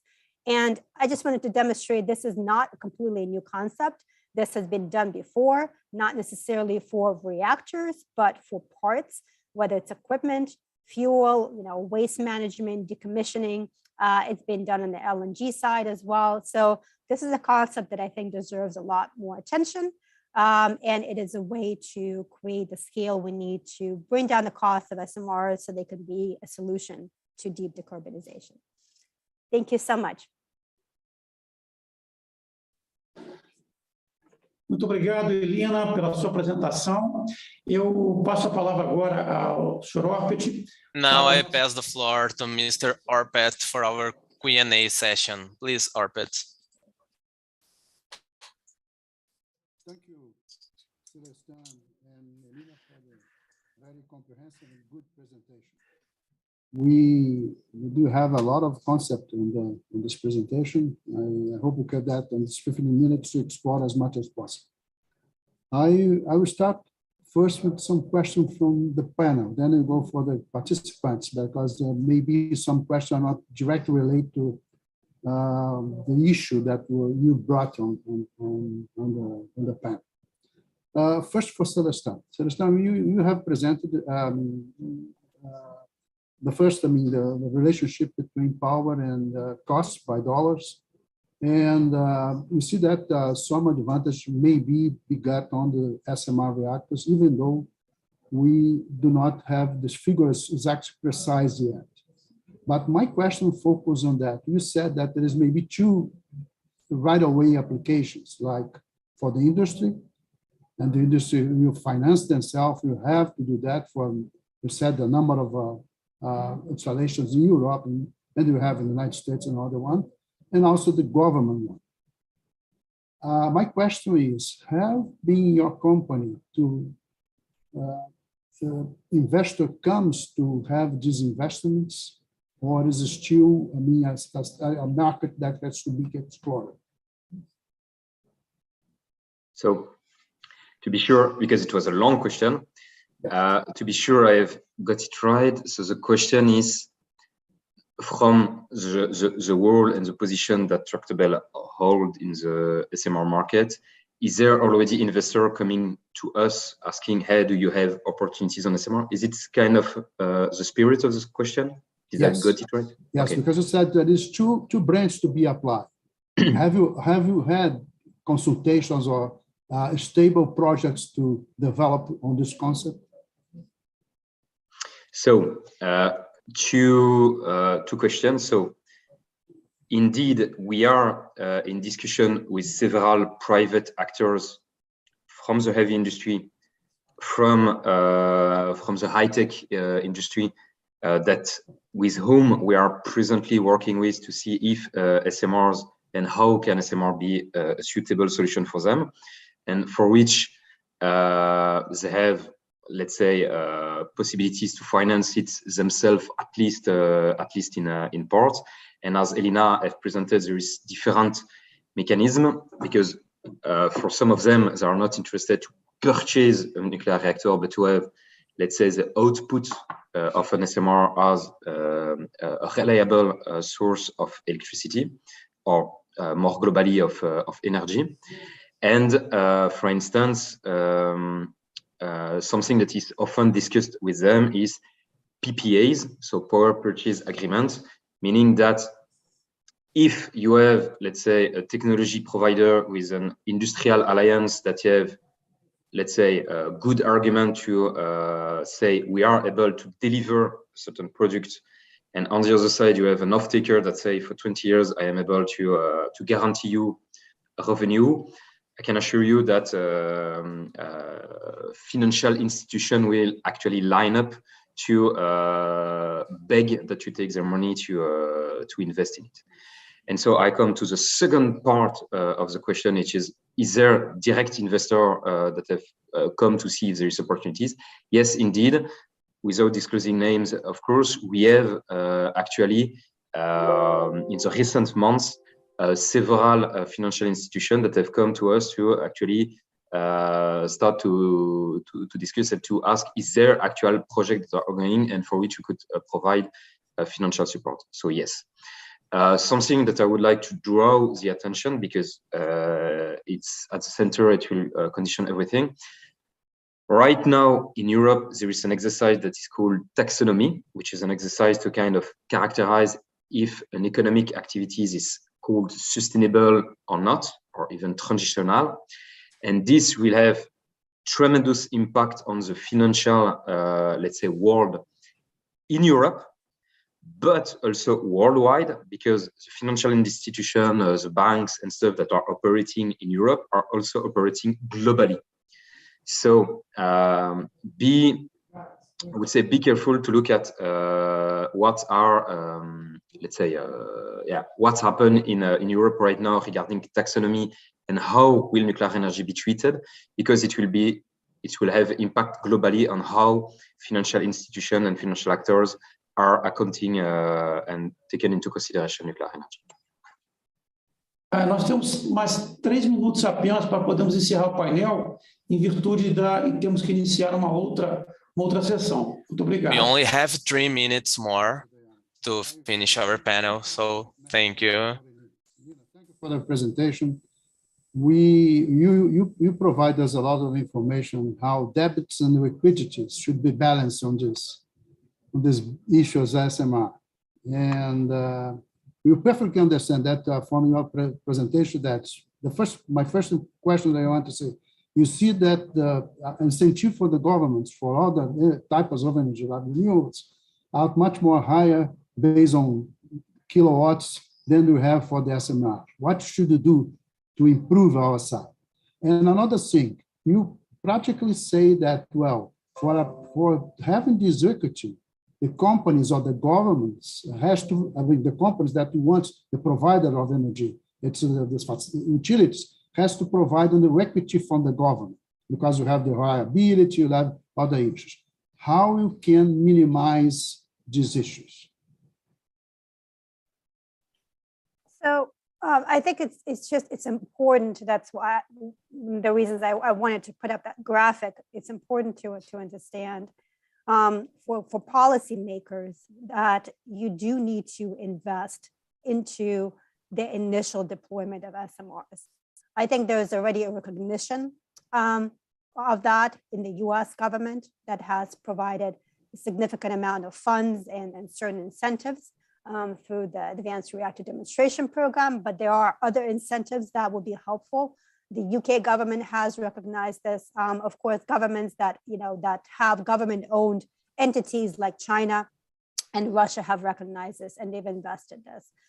So there needs to be, I think, a greater understanding that what happened in the renewables industry did not happen organically.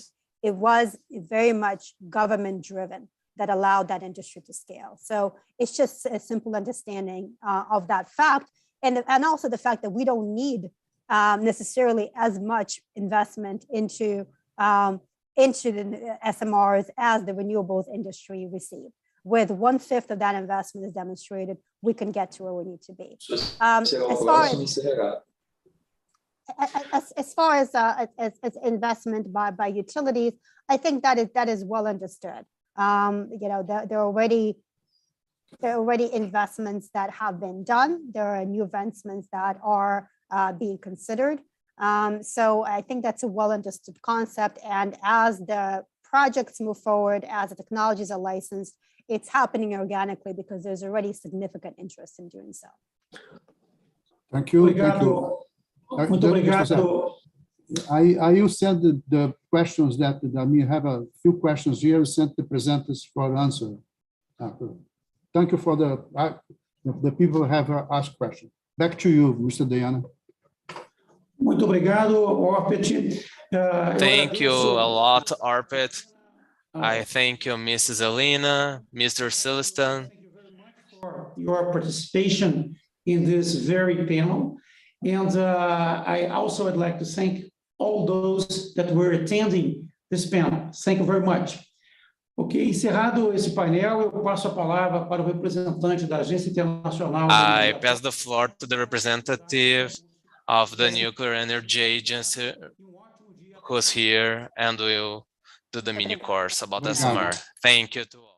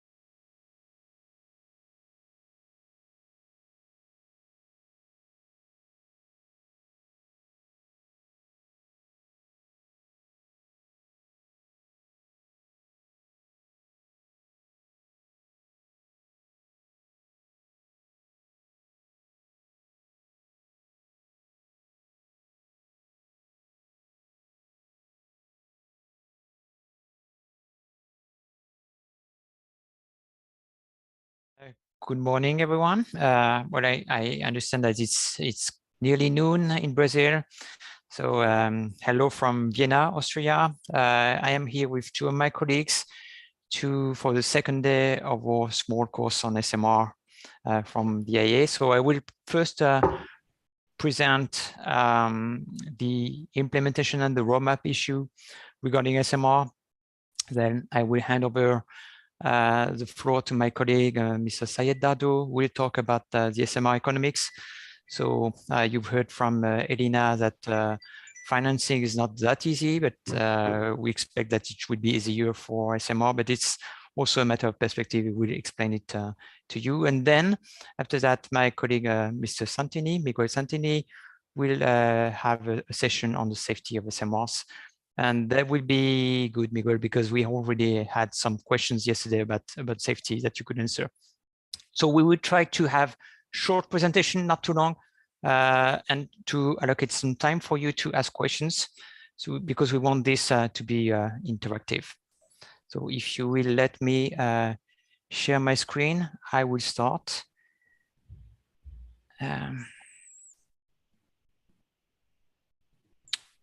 Okay, just tell me if you can see my screen.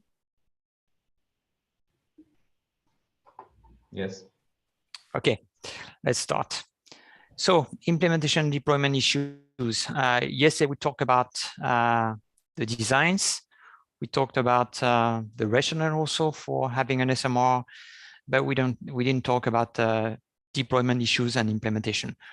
We are in uncharted territory here because there are not a lot of feedback on SMRs yet. A lot of designs are still under development, and there are only a few facilities which are operating. But still, we can say a few things. First, as a reminder of what we said yesterday, what are the objectives of deployment of SMRs? There is the prospect for better affordability. I didn't say better competitiveness, but the fact that you will have a lower upfront capital cost. Obviously, we'll have also fewer kilowatt hours because those are smaller facilities. The prospect of shorter construction time because SMRs, I mean, the aim in SMR is for modularization. So we expect that construction also will be faster. Probably a wider range of users with flexible application for smaller grids. We talked about that yesterday. Also applicability in remote regions, either islands, or we also mentioned, I mean, the northern part of Canada. But this is also the case in northern part of Russia, where a floating SMR is already operating right now. There will be also a smaller footprint with a reduced emergency planning zone. Maybe my colleague will talk about this also. And since the EPZ will be reduced, we can also expect a higher public acceptability. Of course, as any nuclear power plant, SMRs generate low CO2 electricity, and they would be fit to replace aging fossil fire plants, especially in the 300, 400 megawatt range. And also, and this is an anticipation from many countries, the potential to integrate with high share of renewables, which will be intermittent. So this load following capability is a big acceptation among potential users. So this is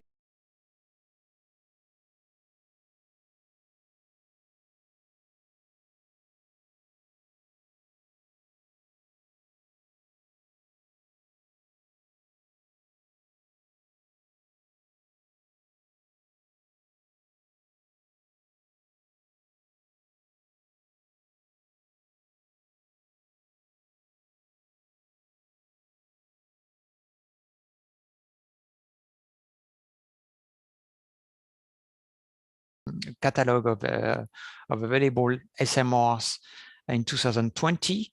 I can give you the link to this catalog afterwards. We are in the process of updating this catalog, and as my colleague Chirayu said yesterday, there will be more than 70 designs, more like 85 designs. And you can see that they are grouped in different families. I would say that the designs which the prospect to be commercially available earlier will probably be the water-cooled reactors and the high-temperature gas reactors. I mean, two SMRs from those families are already operating, but there are also some other reactors which have the prospect to be available by the end of this decade. So what about technology roadmap for SMR deployment? we were requested to by our member state to publish a document on technology roadmap for SMR deployment because it is of high interest for member states. So we did so with the objective to provide member states with several technology roadmap to be adapted for their specific SMR deployments. You have to keep in mind that it is not only for countries who are interested in procuring an SMR, but also for countries interested in developing designs. This publication was made available in August 2021. You have the link, and this presentation will focus on the main content that you can find in this publication. So I would advise you to download this publication. It's free, and to read it into details because you will have much more information. This is the publication I've just talked about. It talks about current deployment status, not only about existing designs, but also nuclear power infrastructure. And also it talks about technological roadmap, and it generates generic roadmaps for either the owner-operator organization, which would be the organization which would procure the SMR, or for the designer and the supplier. Those are the two roadmaps. So the first roadmap, I would say, would be the second one, in fact, the one which applies for designers and vendors. So maybe that's not the one you're most interested about, since you are considering procuring SMR for Brazil. But if you wanted to develop your SMR, these are the typical roadmap you would have to face. And what is interesting is to compare what the different designs have been doing so far. So the other roadmap is what we call the roadmap number one, would be for owner operator. I would like to point out that we have developed a roadmap, a methodology roadmap for any nuclear power reactors, which is referred as the Milestones approach. I will also give you the link to this Milestones approach, which is currently in revision 1, and it's under revision 2, and the revision 2 will be published probably in 2 years. And this revision 2 will include SMRs. So here you have just a focus on what would happen on the third phase, because this Milestones approach has 3 phases. And the third phase would be right after being ready to, procure an SMR. Then you prepare the site, and then you license your design, chosen design.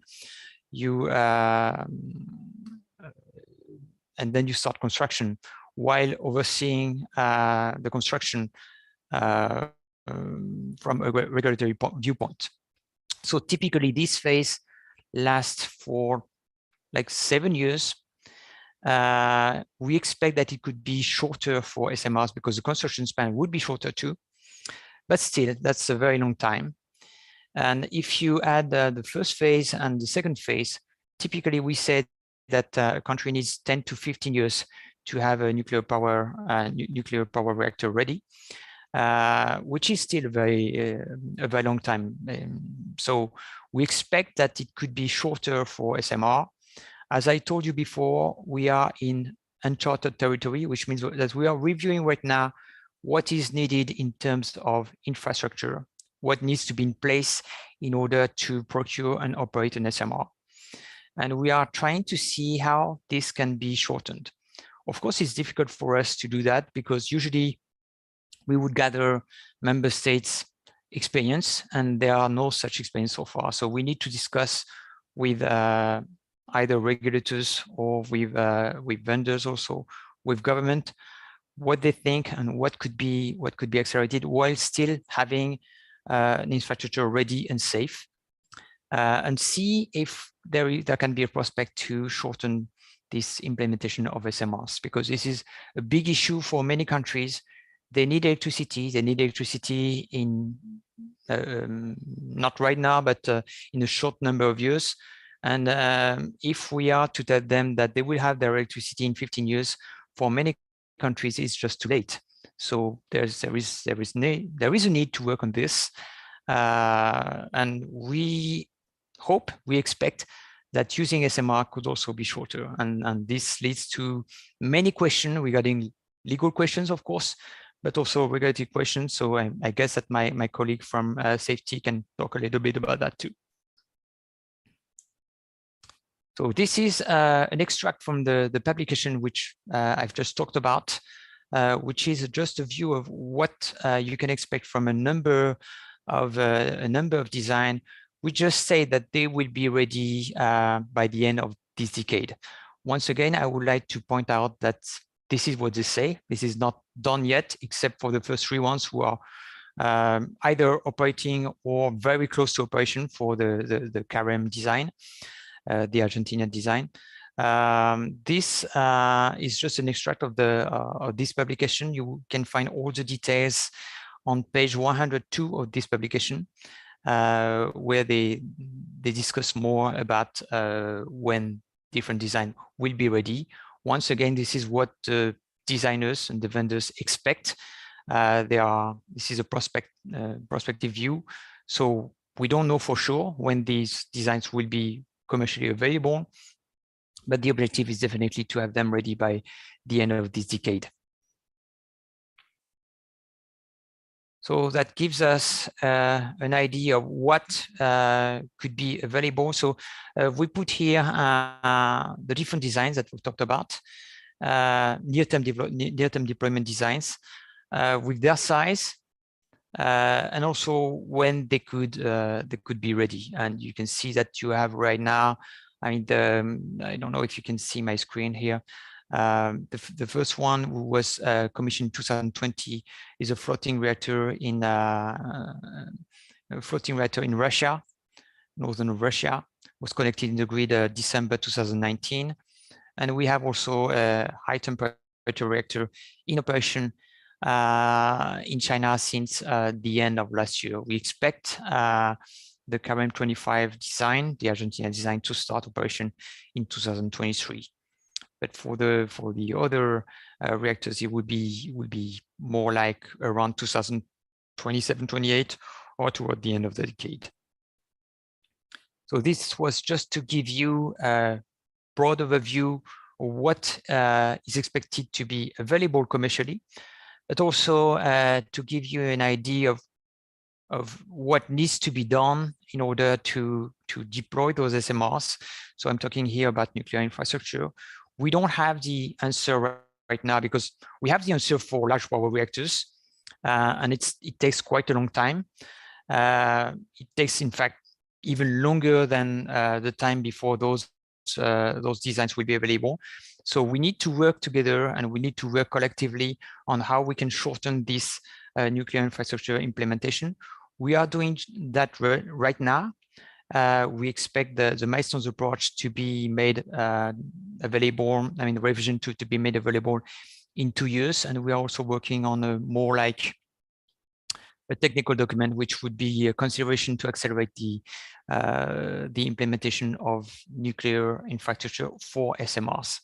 So you could expect that also, I would say, in a year to have a document, which would be just not recommendation, but consideration of what is being done, what is being considered in various countries around the world in order to have the design operate in a safe infrastructure by the end of this decade. One point which is extremely important to accelerate SMRs, the implementation of SMRs, is the availability of cousin standard, ideally unified cousin standard. We know that it's not going to be unified, but at least harmonized, and there is a great need for harmonization and standardization. I guess that my colleague Miguel will talk about this at the end of his presentation. The EIA has just launched a high-level initiative in order to foster harmonization and standardization, both on the industry side and on the regulatory side. So we really expect everybody to come and work together on this important aspect. And I guess maybe Syed also will talk about why this is so important for SMR economics. So in order to have SMR deployed as soon as possible, and in order for them to be competitive, we need to have a demonstration of safety, and we need to have first of a kind operating. So a lot of developing countries also plan to implement a first of a kind in their own country. And this is needed for host countries to have a reference plant and thus get access to financing, because as you listen from Elina, it's very difficult to finance a fork, but if you have a reference plant running, it's much easier to go and talk to your lenders. You also now need to have a continuity of orders, because that's the series effect that will compensate what you lose from the size effect. And for this, you need to have a wide market, cannot be just one country. You need to have a regulatory framework which will not force you to redesign your SMR for every country where you want to implement them. So this is where we need harmonization, and I guess that Syed also will talk about this.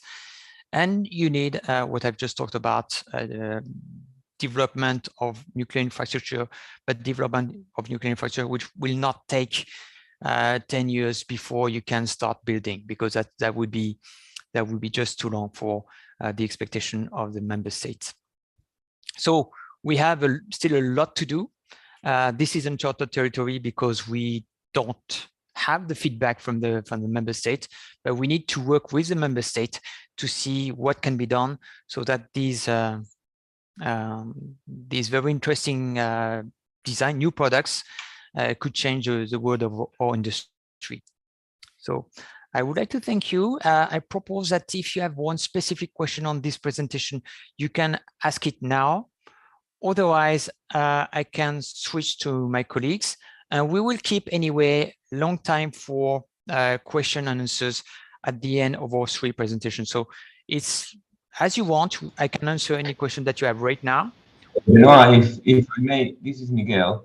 Yeah. Something came up, and I cannot stay for beyond 6:45 Vienna time. 6:45 Vienna time, so it's 45 minutes from now. Okay, so it would be better to start right away. Do you want to? That would be excellent. Yes. Okay. Do you want to make your presentation first? I guess that we can switch with Syed, so that you can. Yeah.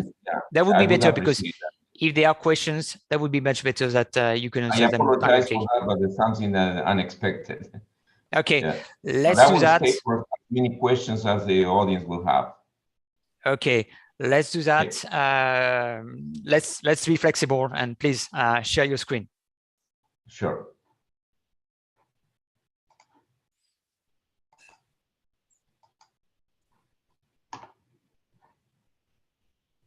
Sorry, the wrong presentation. And then having too many presentations lately. So I'm going to talk about the issues of regulation. That's okay. Go ahead. Can you see the presentation all right? Yes, it's all right. Okay. So basically, I'm going to talk about what are the main challenges and the issues that are created for the regulators in regulating SMRs. Not that this is a problem, but the regulators have to start thinking in advance on how to overcome those issues. This is the outline of the presentation. I'm going to start with the learning objectives.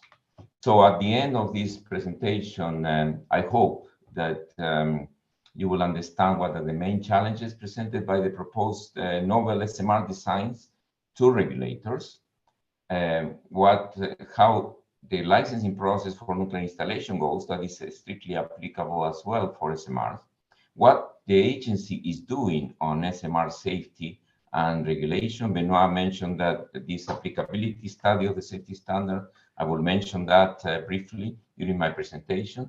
I'm going to talk a little bit about what the SMR Regulators Forum is doing, which is a regulator-to-regulator entity that functions with the sponsorship of the agency. And I'm going to talk about briefly the regulatory track of the IEA Nuclear Harmonization and Standardization Initiative, recently launched by the IEA Director General. So what are the regulatory challenges? Benoit already mentioned of how many designs there are, and this is a regulatory challenge for the regulators, basically because it is very difficult for the regulators to grab a specific design when there are so many around, and to start preparation for when the application comes in the door to the regulatory body. And having so many designs available, it's very difficult for the regulators to focus on one specifically. Second one, also mentioned by Benoit, is the unproven technology. In many cases, this is technology that there is no one operating reactor in the market that can be used as a reference plan, and as a consequence, it does represent regulatory challenges. There is a lack of operating experience. There is implications on the SMR supply chain that is expected to be expanded, or if not exponentially, if not geometrically, it's going to be expanded significantly, because there are going to be many new players that have never been involved in the nuclear industry. And the faster construction time represents definitely a challenge for the regulator. There are new deployment approaches. I'm pretty sure that you have heard about the floating plants and other approaches where there could be even fueling at the factory and then transport to the final site, which implies partial commissioning, sometimes hot commissioning at the factory.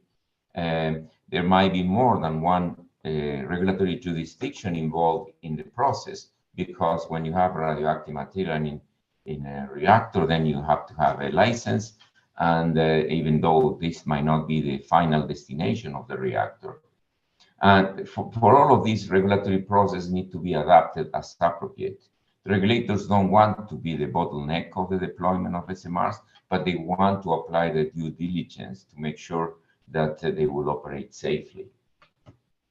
So what are the licensing processes for nuclear power plants or for nuclear installations in general? SMRs are nuclear power plants, so they need to follow the same process that ends up to the licensing process for nuclear installations, SSG 12, which is a guide that applies all of the requirements imposed upon by or recommended by the agency, from the fundamentals to GSR Part 1.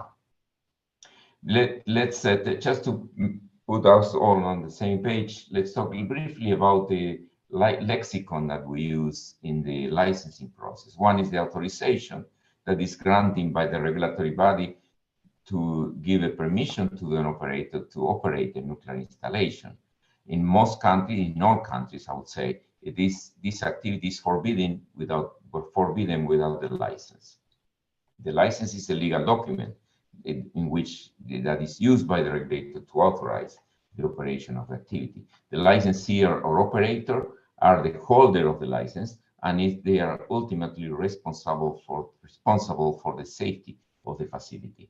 And the licensing process is all of the steps that either the licensees and the regulator will need to follow in order to get the license to operate the facility.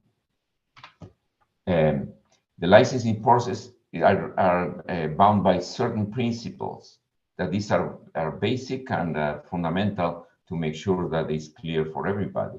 That it should be understood by all parties concerned, and more specifically by the operator and the regulator, should be clearly understood, and if possible by all of the stakeholders. It has to be predictable, meaning well-defined and documented, clear, transparent, and traceable, and established in the regulatory and legal framework. The licensing process cannot be created on the go. It has to be very well framed at the onset of the process, and has to be open and transparent to the public. Now, what are the licensing stages? And these are defined in GSR Part 1, that says that during the lifetime, the facility will go through certain licensing stages, starting with the site and siting and site evaluation, and then design of the facility, construction, commissioning, operation, decommissioning, and finally release from regulatory control. And can these steps be skipped? Can these steps be amalgamated? Yes, they can. It depends on the regulatory framework and with the steps that the regulatory body wants to consider. But all of them will be contemplated in the end, and all of these stages will be subject to a license by the regulator. And to show you some examples on how these licensing process are used in different jurisdictions, I have Canada, Finland, France, Germany, UK, and USA here as examples. And in many cases, they amalgamate different stages. In some cases, they don't. In some cases, they give a single license, such as in the UK, where they license a nuclear site, and all of the activities are governed by the license for that nuclear site. What an important factor is that the nuclear power program cannot be developed or conducted in an isolation from the public. It needs as much as possible public support, because otherwise it's going to be much more difficult to develop activities. And this is a requirement also in GSR Part 1 of the agency, requirement 36, that requires that the regulatory body involves the public in all of the licensing steps. What is the ongoing work of on safety standards in relation to SMRs on the agency? Due to the different novel designs and the fact that historically the standards have been developed for water-cooled reactors, the agency staff realized that there might be a need to revisit those standards to make it more generic, technology neutral, so that they can be applied to all of the novel designs in SMRs. And in that regard, we started then a study called applicability review of all of the safety standards, in which we look at several designs, and one by one of the standards were compared, were applied to those designs to determine whether the clauses were applicable, they needed to be revised, they needed to be corrected, they needed to be interpreted. Or there were clauses in the standards that were not directly applicable because of the change in technology. Novel designs, for instance, in some cases may not need a containment, for instance, because the fuel itself, such as the triso fuel, are considered the containment of the fission products. And the containment requirement in the standards may not be necessary in that case. In any case, we involve more than 150 experts from 30 countries and 40 organizations, including members from the industry, members from the regulatory bodies, members from the SMR Regulators Forum, and other stakeholders, to go through all of the list of standards one by one and see what were they applicable and what changes will be required. In general, the conclusion is that the safety standards, especially the ones that are not specific to different facilities, are applicable. But there are some areas of non-applicability, which are technology specific, and gaps that will need to be corrected. And a safety report will be published very soon, where all of this study will show what work will need to be done by the agency on this regard. This has been proposed to the Commission on Safety Standards as an action plan to review in a gradual way all of the standards that the agency has in order to make them more applicable to SMR designs. And when I say it's gradual, is because we cannot do everything at once. There will be some that are high priorities. There will be others that are lower priority that for now, with supporting documentation, could be interpreted in a way that could be applicable to novel technologies. We are working very closely with all of the Commission with the Commission on Safety Standard and all of the committees on safety standard to make sure that we have them on board on the review of this documentation, because ultimately we need their approval. I'm going to talk specifically on licensing to talk about one revision, which is the SSG12, which is the document that I referenced at the beginning for the licensing process for SMRs. And when we look at this guidance and see how this could be applied to SMRs, we realize that we need to make changes to provide more suitable recommendations for the application of safety requirements to the licensing of small modular reactor. For example, we will need to do some changes in the licensing process. We consider newly proposed deployment models of SMRs, because the present guidance doesn't contemplate some of the proposed deployment models. An additional guidance for collaboration between regulatory bodies when a licensing process may be applied to SMR components or to transportable SMRs by 2 or more jurisdictions at the same time. If you have an SMR that is fueled and commissioned in one jurisdiction, in one country or member state, and then transported, that SMR might need to be licensed by 2 regulators at the same time, unless we change the standards. There might be other potential changes or adjustment on the licensing process when we talk about the first of a kind, especially because the SMR is deployment models require the multiplicity of modules deployed at the same site and repetition of the design many times. We plan to include new appendices for recommendations to support regulatory bodies' collaboration to reduce regulatory duplication while maintaining independence and levels of due diligence, and recommendations to reduce regulatory burden for designs that have been licensed by regulatory bodies on one state, which is proposed for license in a different state. So, for instance, if a SMR has a design certification from one regulator, the import of that design in a different country necessarily, and it makes sense, it's common sense, that the work of the regulatory body of receiving country will be reduced when considering all of the work done by the regulator where the reactor has been already, the design has been already certified. I'm going to talk briefly about this other tech doc that we are about to publish that compiles experience of member states which have gone through the process of licensing or regulating SMRs and have worked intensively in preparing for licensing SMR, such as the case of ONR in the UK. And we submitted the questionnaire to 11 member states, and we got responses from 10 on specific regulatory challenges for regulating SMRs. And all of that will be documented in a very thick tech doc that will be soon published.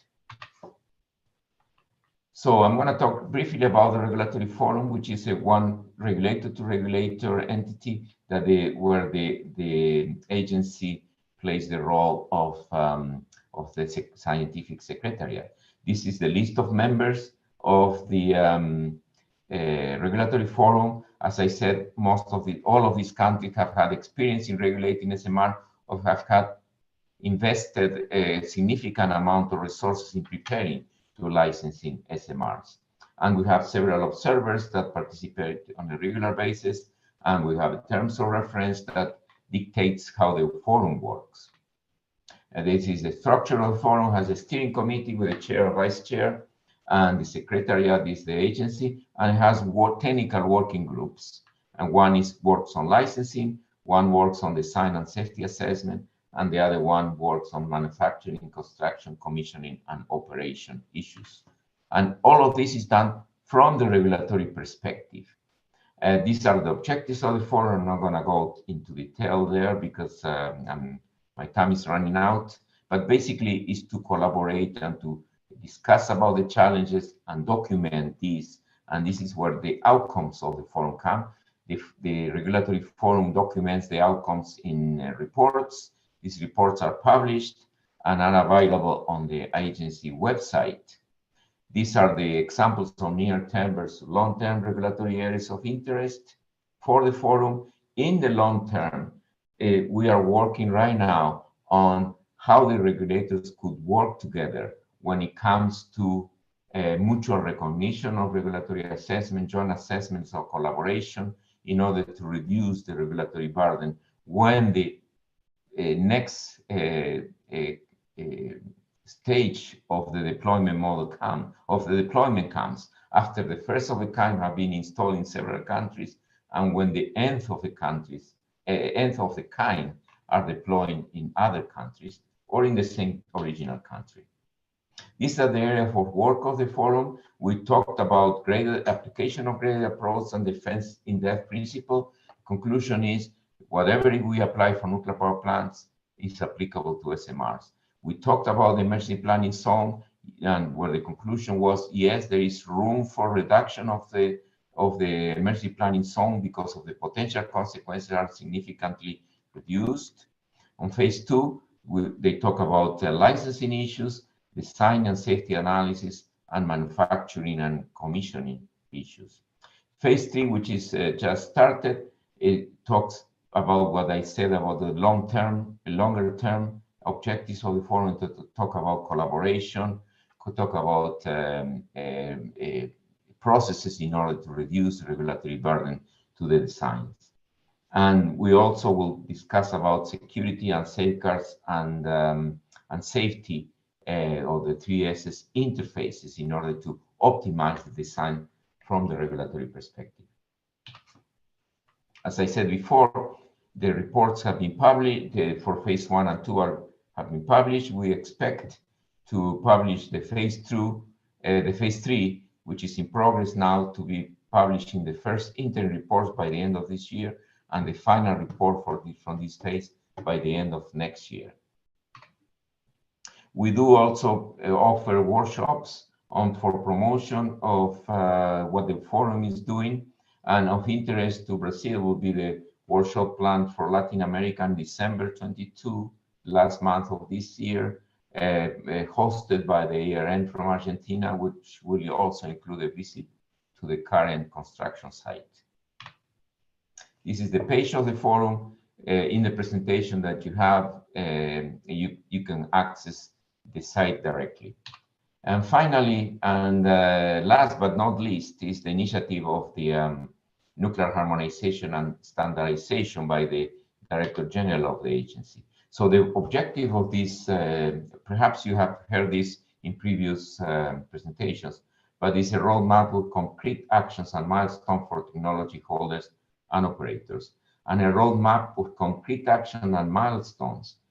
And this is what we call the regulatory track, in which we are heavily involved, is for increasing regulatory collaboration towards global harmonization in the pre-licensing process and international certification for SMR designs. What are the plans? The next step, there will be a conference, probably you have heard of this, in June in Vienna, with representatives of both tracks, regulatory track and technology tracks, and there will be separate meetings and then discussions of the two tracks together to see what we can do to facilitate the deployment of SMR. And that concludes my presentation. Thank you very much. Open for questions. Okay, we have a number of questions. I will first select the question which regards safety, since should I stop sharing on the screen, Benoit? Sorry? Should I stop sharing the screen? It has stopped. So. Oh, it stopped already. Okay, it stopped already. So we've got one question, which is how is the process of obtaining the license for the implementation of SMR? I guess it's country specific, but if you want to elaborate on that. Yeah, absolutely. Well, the license process is not different from the licensing process to get a license for a nuclear power plant. We do expect the process to be much simplified because of the safety characteristics of the SMRs, but yet the challenges of the design be so novel for the regulators might require a bit of harder interaction, more intensive interaction between the designer and the regulator. One recommendation that came from the forum, and it's also made for the, sorry about that, for the applicability study, is that we encourage an early engagement between the designers and the regulator, even if you're still far away from doing the starting the application for the license. Start engaging the regulator early on, so they start learning the technology, start learning the challenges, and get better prepared for the time when the license application is done. And the process is as I said, is as typical. You start with a site selection and site evaluation, and to obtain the site license. And typically this is done before the ground is breaking. And by that time, you have to have a good understanding of the design. But the time of when you apply for a construction license, you have to have the preliminary safety analysis report, or where the design is much more advanced at this stage. And with this preliminary safety analysis report, you have a very good understanding of the potential incidents or accidents that may be stressed the design. In most countries, in parallel or at the same time, or sometimes in prior to, there is an environmental assessment done that in many countries is set by environmental ministry, and this is done also with some detailed knowledge of the design as well. Once the construction license is given, then there is the construction period, which typically for SMR is expected to take between 2 to 3 years, 4 years maybe, possibly and hopefully shorter than in large nuclear power plant. The operator needs to start working on the operating license with the regulator. And at that time, by that time, the design will be pretty much finished, and the final safety analysis report should be ready. Okay, I think you're going to like the next question because it's an opportunity to send the IA message. Who is responsible for the regulation? Is it the state itself? Sorry, is it what? Sorry? Is it the state? Is it the state itself? Well, the state, GSR Part 1, which is the requirements for the nuclear programs for member states, states that that the state is responsible to set out the legal framework, and with that, which typically is called the nuclear law, they create the regulator, the regulatory body. They have to resource the regulatory body to acquire its level of competency. In Brazil, you already have a regulator, and this is not a problem for you anymore. But it is effectively the state and who delegates this responsibility to the regulator. The regulator needs to be independent, to make regulatory decisions without the influence either the operator or the state itself, or the promoters in the state. And yes, in many countries, this regulatory body is split into different organizations depending on the set out. In some countries, it's a single solid organization for everybody, includes the technical support organization, these different settings. Okay, but ultimately with the state, yeah.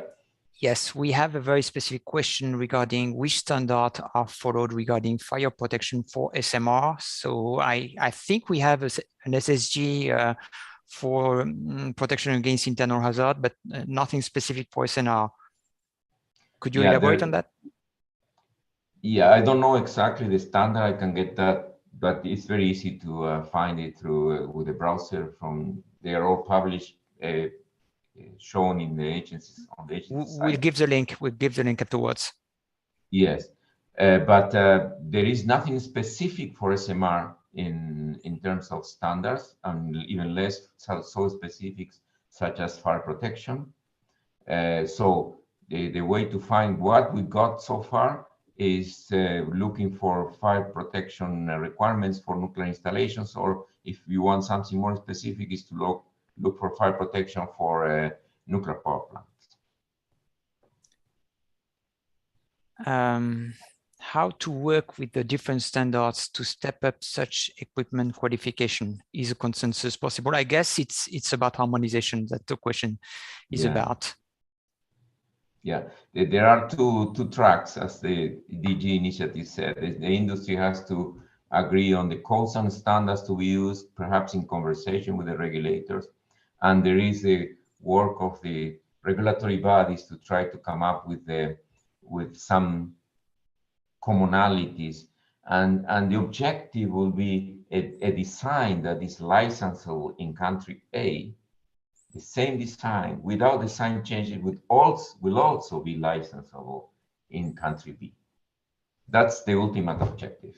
Yes, and that answers also the next question, which is about, would there be 2 parallel events in Vienna, one for each roadmaps? I think you answered that perfectly. Yes. One very connected question was, what are the main difficulties for harmonization and standardization, considering all the different technologies? So yeah, well, from the regulatory perspective, harmonization is difficult because the regulatory requirements are, in general, are not only technical, but they are also bound by the legal framework of each country. And the legal framework of each country conditions the way that the regulator can develop regulatory requirements. And for that, for instance, the legal framework in the US requires that the regulatory requirements be very prescriptive. And this is not the case for other countries such as Canada, UK, where the legal framework gives the regulatory body some flexibility to be more all-encompassing by setting goals or performance objectives and leaving the way of achieving those goals or objectives to the designer. In the case of the US, there is very little flexibility that the designer has. They have to comply with the requirements that dictate exactly what they need to do. And when they deviate from those requirements, they have to go and look for an exemption to those. And there are special studies. It could be done, but it requires more work. And again, it's very difficult. And I'm painting you the two extremes, the US and, or for instance, the UK. And the regulatory jurisdiction go all in between. All of them are different. And because they are bound by the legal framework in their own countries. And putting that together and coming up with harmonization is very difficult, and even more so when the technologies are so changing and there's so many. And perhaps the way to do it is to come up with the safety goals, high-level safety goals, but that is of very little help to the designer, because the designer needs a little bit more detail. And maybe at that time is when we start with the challenges. And that's why the forum, at one point, they said, okay, we cannot work on coming up with regulatory requirements that are equivalent in every country. That is something, it's a monumental task, and it may take a long time if achievable.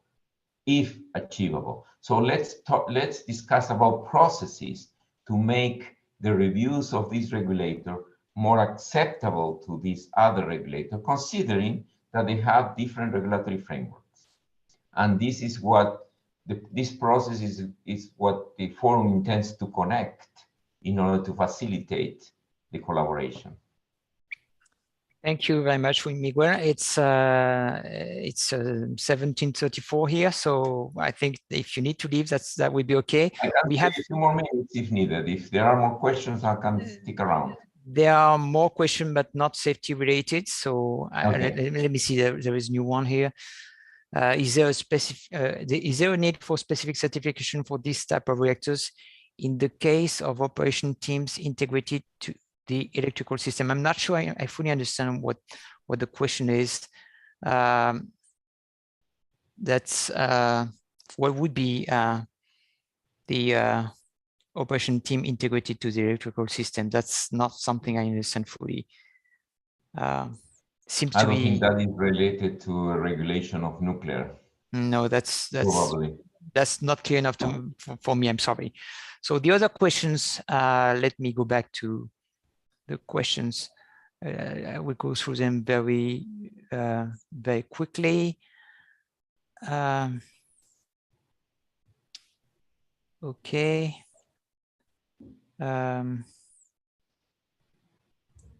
Which SMR project is at an advanced stage of implementation, taking into account all these stages in the member countries of the IA group?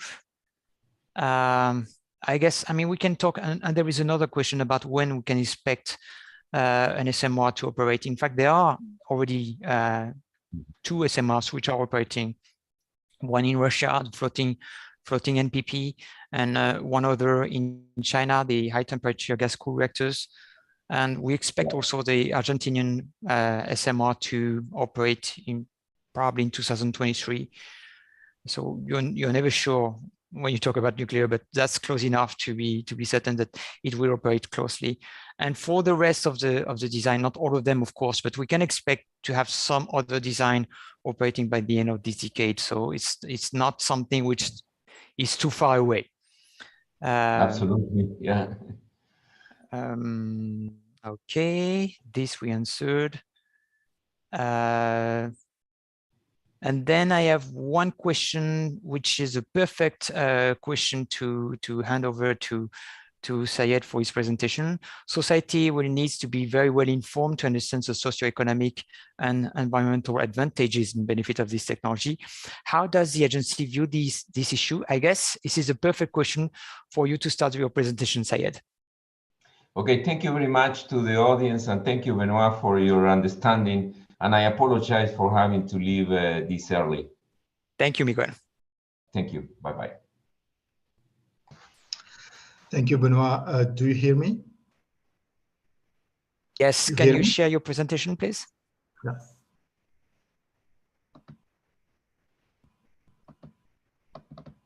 I will tell you when we see it.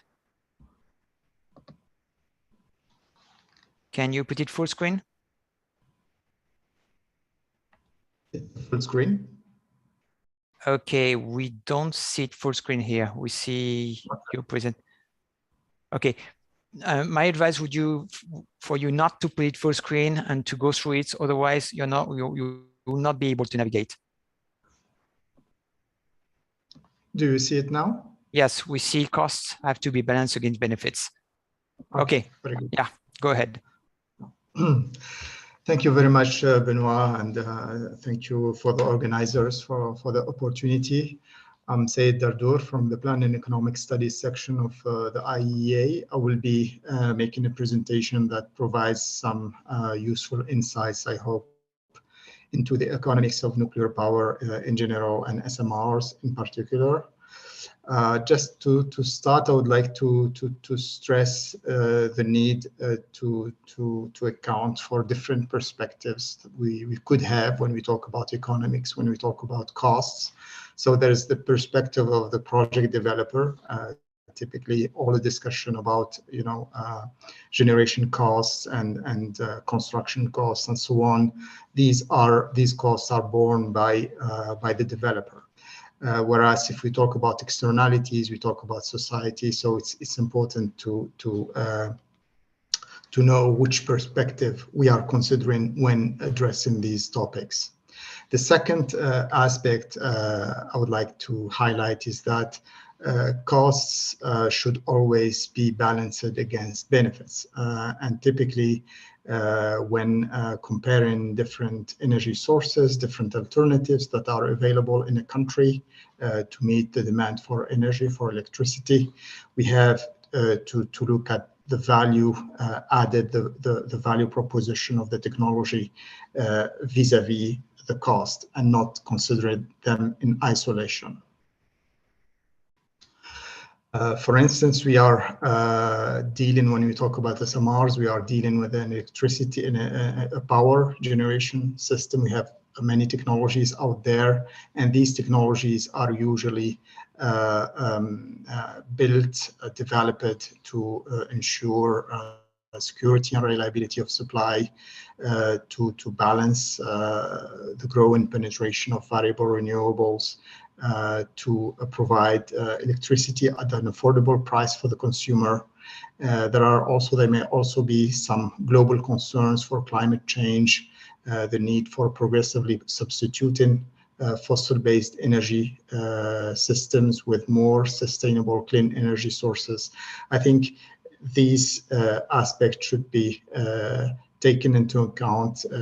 These represents features and characteristics of an energy system that should somehow be accounted for, ideally putting monetary value on these and on these benefits, and internalizing externalities as much as possible. One other benefit you were mentioning, Benoit, is this social economic type of impact. In fact, this is true for any large investment, multi-billion investment in infrastructure in general, in mega projects, and in nuclear new builds in particular. These are mega projects that have long-lasting economic impact. And this impact is there for many decades.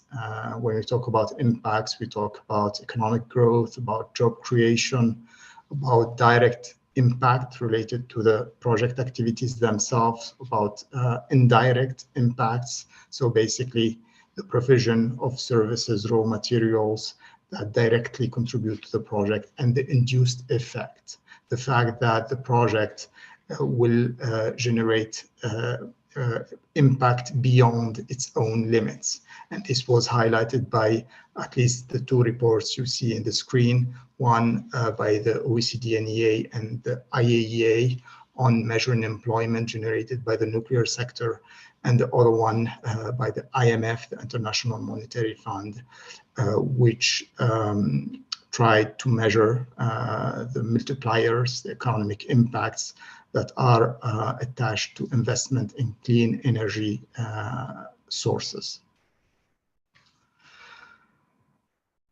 So talking about cost, this will be the topic of addressed in the next slides. We have basically two types of costs. We can either speak about past costs that were observed in the past, or future costs. So past costs are by definition known and uncertain, and as an example we can provide this French example about the historical cost of the French fleet, which was published by the French Parliament, the Committee of the French Parliament, and the costs reported in this document reflect the actual costs that were incurred over the 3 decades of nuclear power plant construction in France.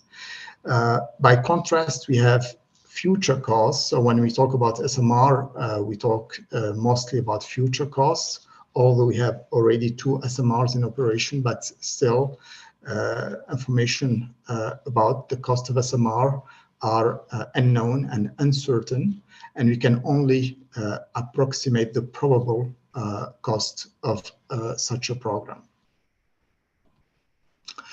So back to historical costs, we have, as I said already, a certain number of information, and one of the information that we can find is a typical cost breakdown of a large gigawatt scale nuclear power plant, where we can see here in the screen that the nuclear island represents about 15% of the cost.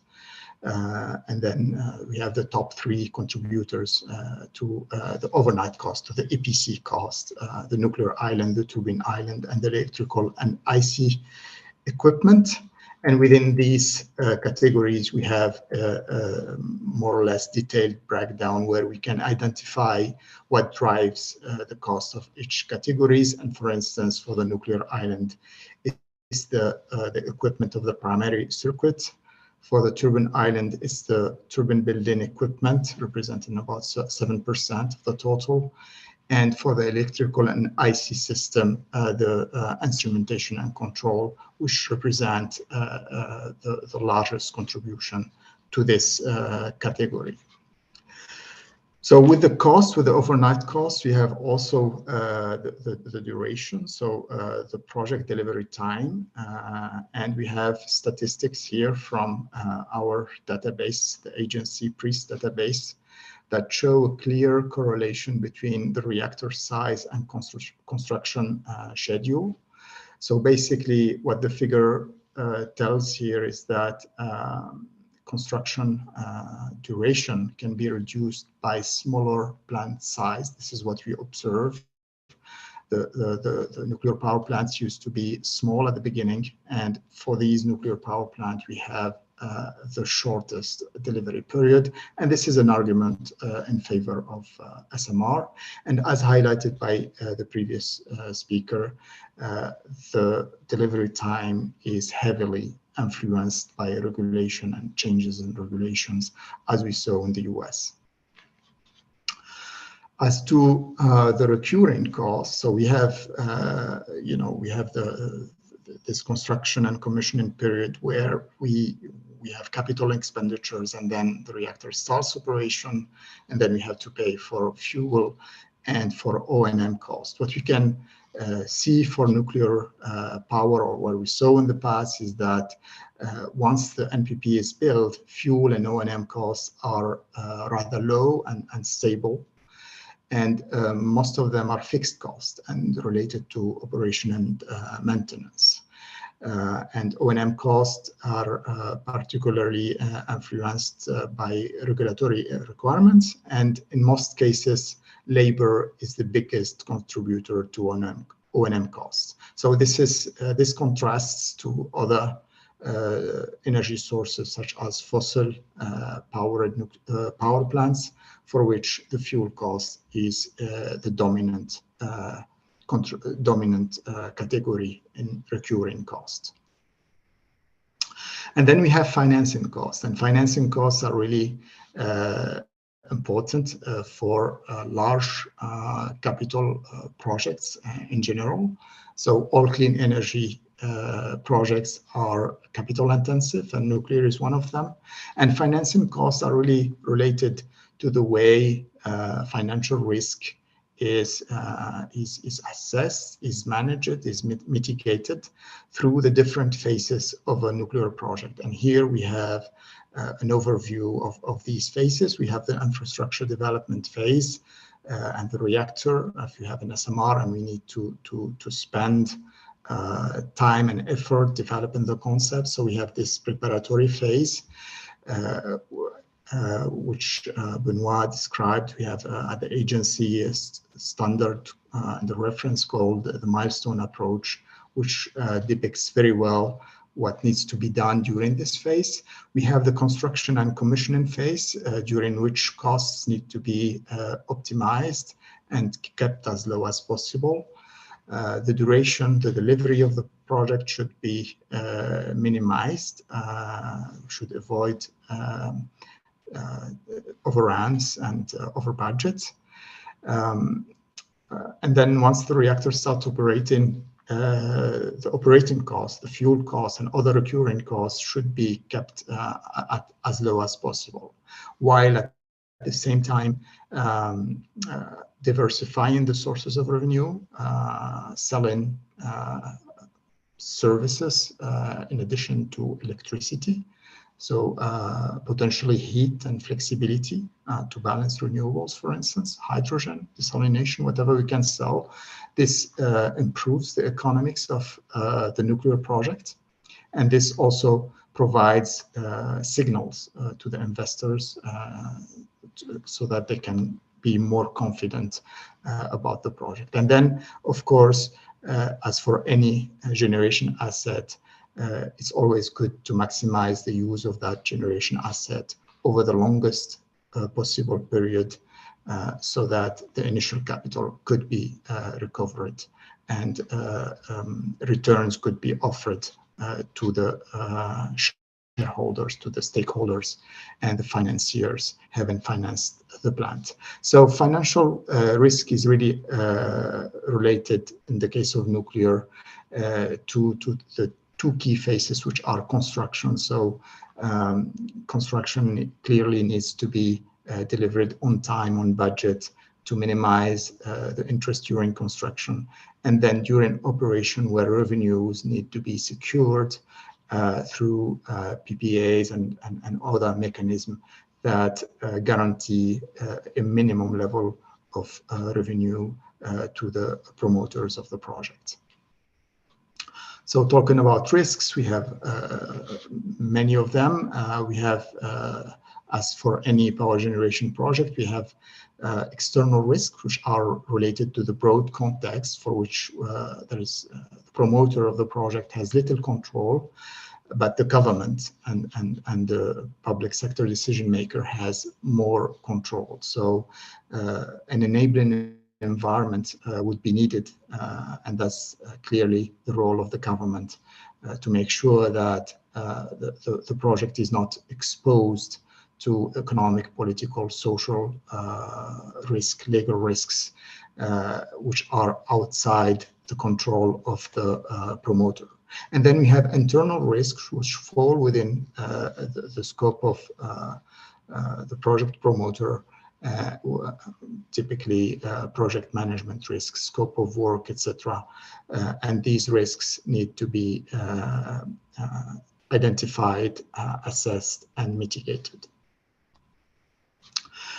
And the level of risk as perceived by the investors is really what determines the cost of capital. So the cost of capital, so the cost of lending money for the project, and at the end of the day, the generation cost will really depend on the way the project is de-risked by the government, mainly, through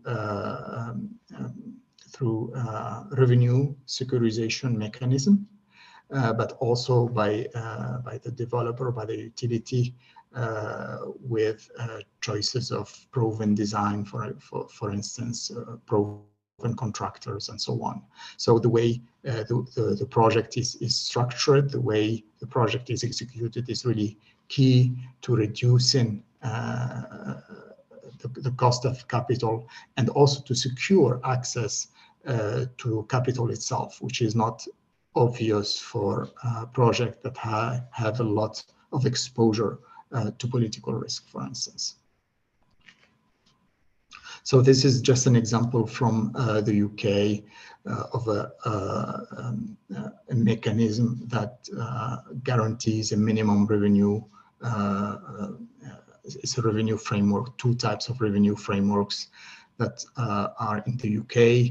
One is a contract for difference for Hinkley Point C, and the other one is the regulated asset-based model, which allows the promoter to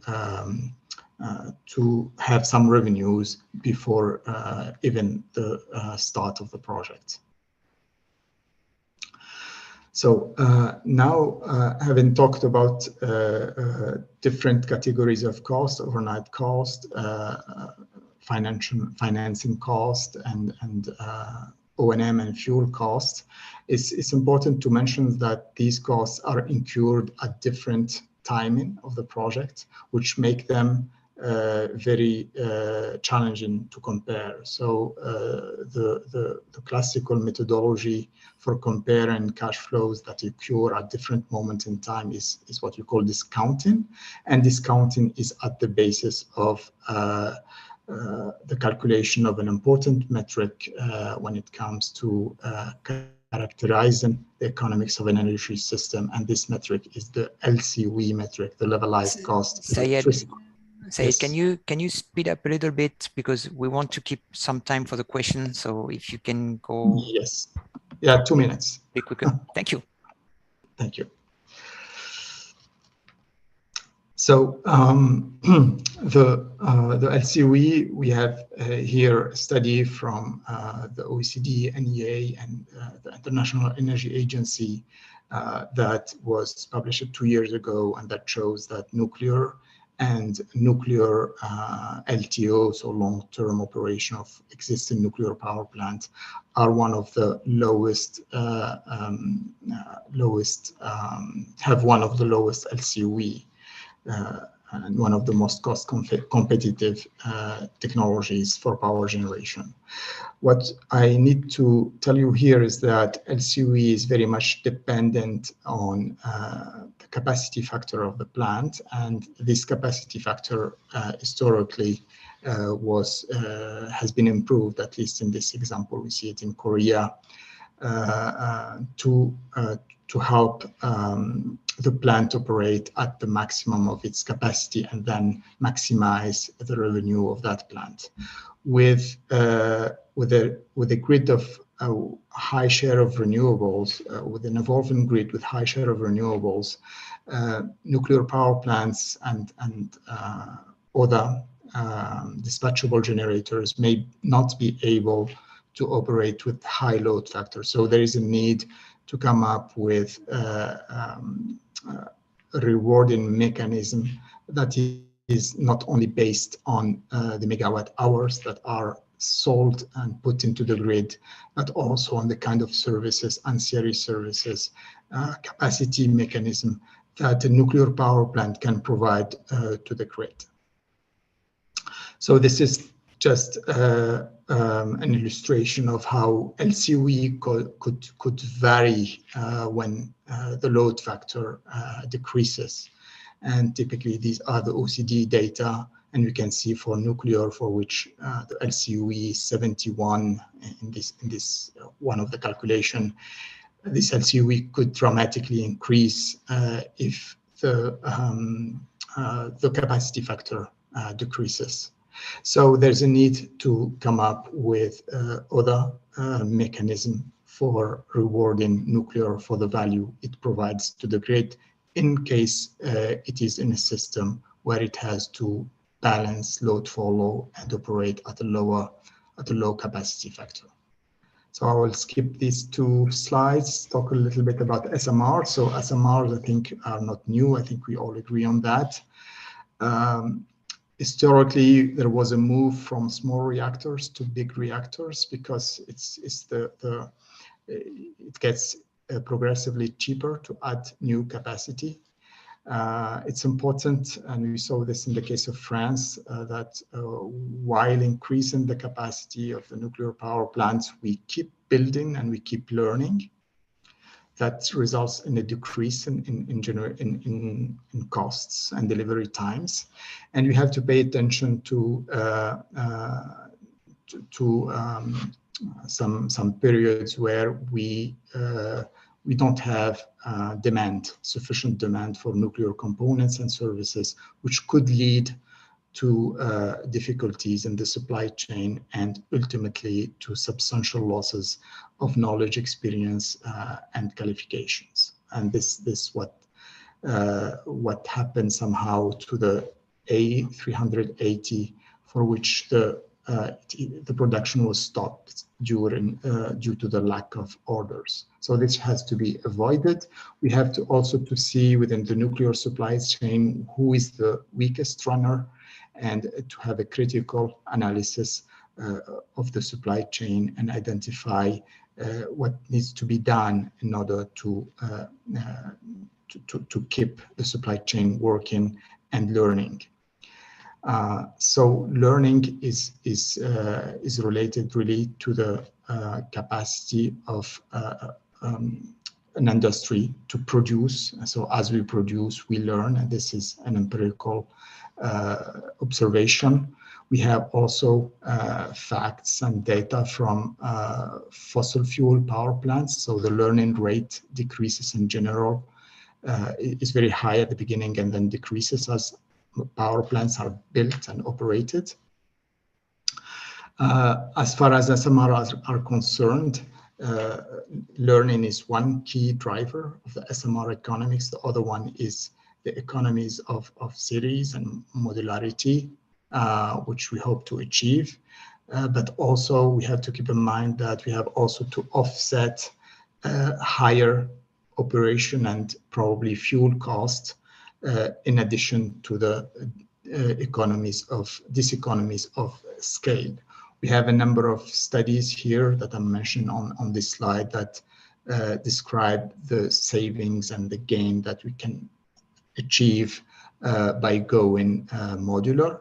There is also the need for the regulator to understand the efficiencies the industry hopes to gain. I think I have two slides, one on co-siting. So this is this helps reduce CapEx and reduce operation costs, as demonstrated in existing large gigawatt scale reactors. And then I will end with this slide, which shows a little bit how to balance this economy of scale, which is doesn't favor SMRs, to have a cost parity with a large reactor, basically by modularization, factory build, design simplification, standardization, and harmonization. All these drivers, all these factors have economic implication that are very difficult actually to quantify, but at the end of the day, that would contribute to making SMR cost competitive, at least with large reactors. And thank you very much. Thank you, Syed. I think that your last slide has sums it all. I mean, bigger is cheaper, but in order to make up for that lost competitiveness and mass production, and also, I mean, we can also expect that we'll have fewer construction risks because of modularization, could probably help us bring the cost of SMRs down to the large power reactors level. So we have a number of questions. We have a couple of questions, in fact, on the economics. One question is a question that is very investor focused, I would say.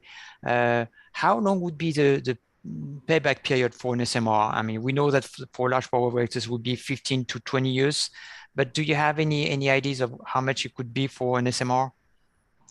Well, I think a good proxy for that is to compare the construction duration between both reactors. So if we decrease by 50%, let's say, the construction duration, I would expect that is in the same order of magnitude, but I didn't do the calculation for that. Okay, thank you. Another question, in fact, you answered in your presentation is what would be the relative value of a megawatt hour of generation compared to other source of generation? You did that for large power reactors. So what can we say for SMRs? Well, it's difficult. It's difficult because we have conflicting, let's say, trends. On one hand, we have construction that is supposed to be carried out quickly and cost effectively, let's say. On the other hand, we have many risks related to the fact that this is a first of a kind technology. And there are actually a number of estimations that go in every direction when it comes to, depending on the assumptions that we make, depending on the kind of uncertainties we take into account.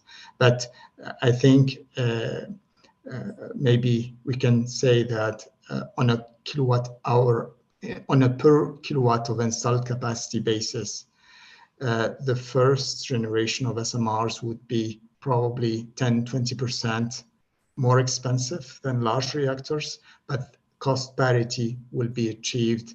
And there is a study in the UK that gives the number, the cost parity will be achieved at about 10 gigawatt of installed capacity. Thank you, Sayed. We have one more question, which is more a comment than a question, and the competitiveness of SMRs demonstrated in today's lectures. Can it not radically change the resistance of this challenge? Well, I think this is a perfect comment or question for a conclusion, because yes, definitely we expect that our nuclear industry might be changed by these designs. As you understood, there are many challenges, difficult to overcome, but also the prospect of having a new product, which could also be more adaptable and more flexible for countries with smaller grids as well. Yeah, there is a lot of hope, and that probably will drive us together in order to find solutions to those challenges. I would like to thank our interpreters. I hope that we did not speak too fast. And I would like to thank all of the audience. If you have one last question, I guess we have maybe 2 or 3 minutes more. And if not, then we will wish you a good afternoon. That is evening, close to the evening for us. But we will wish you a good afternoon and call it a day. Thank you very much, Benoit. Thank you. Thank the organizer.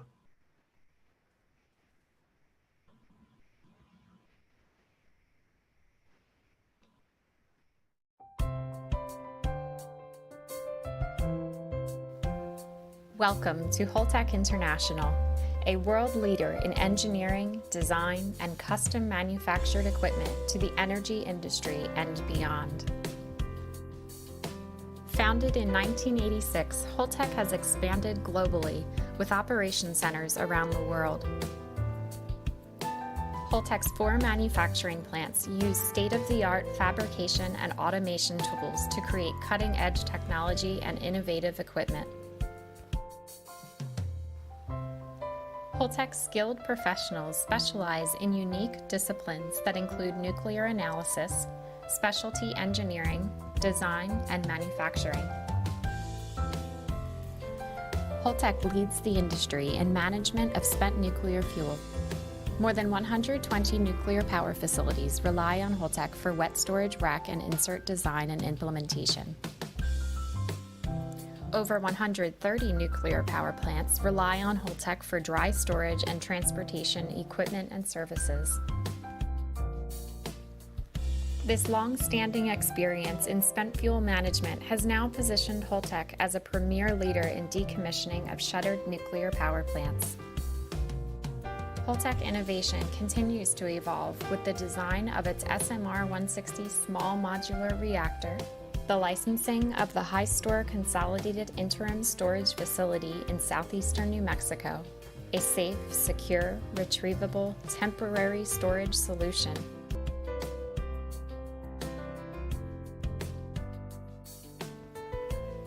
With innovation that knows no limits and technology that continually evolves, it is clear why we say, Holtec International, a generation ahead by design.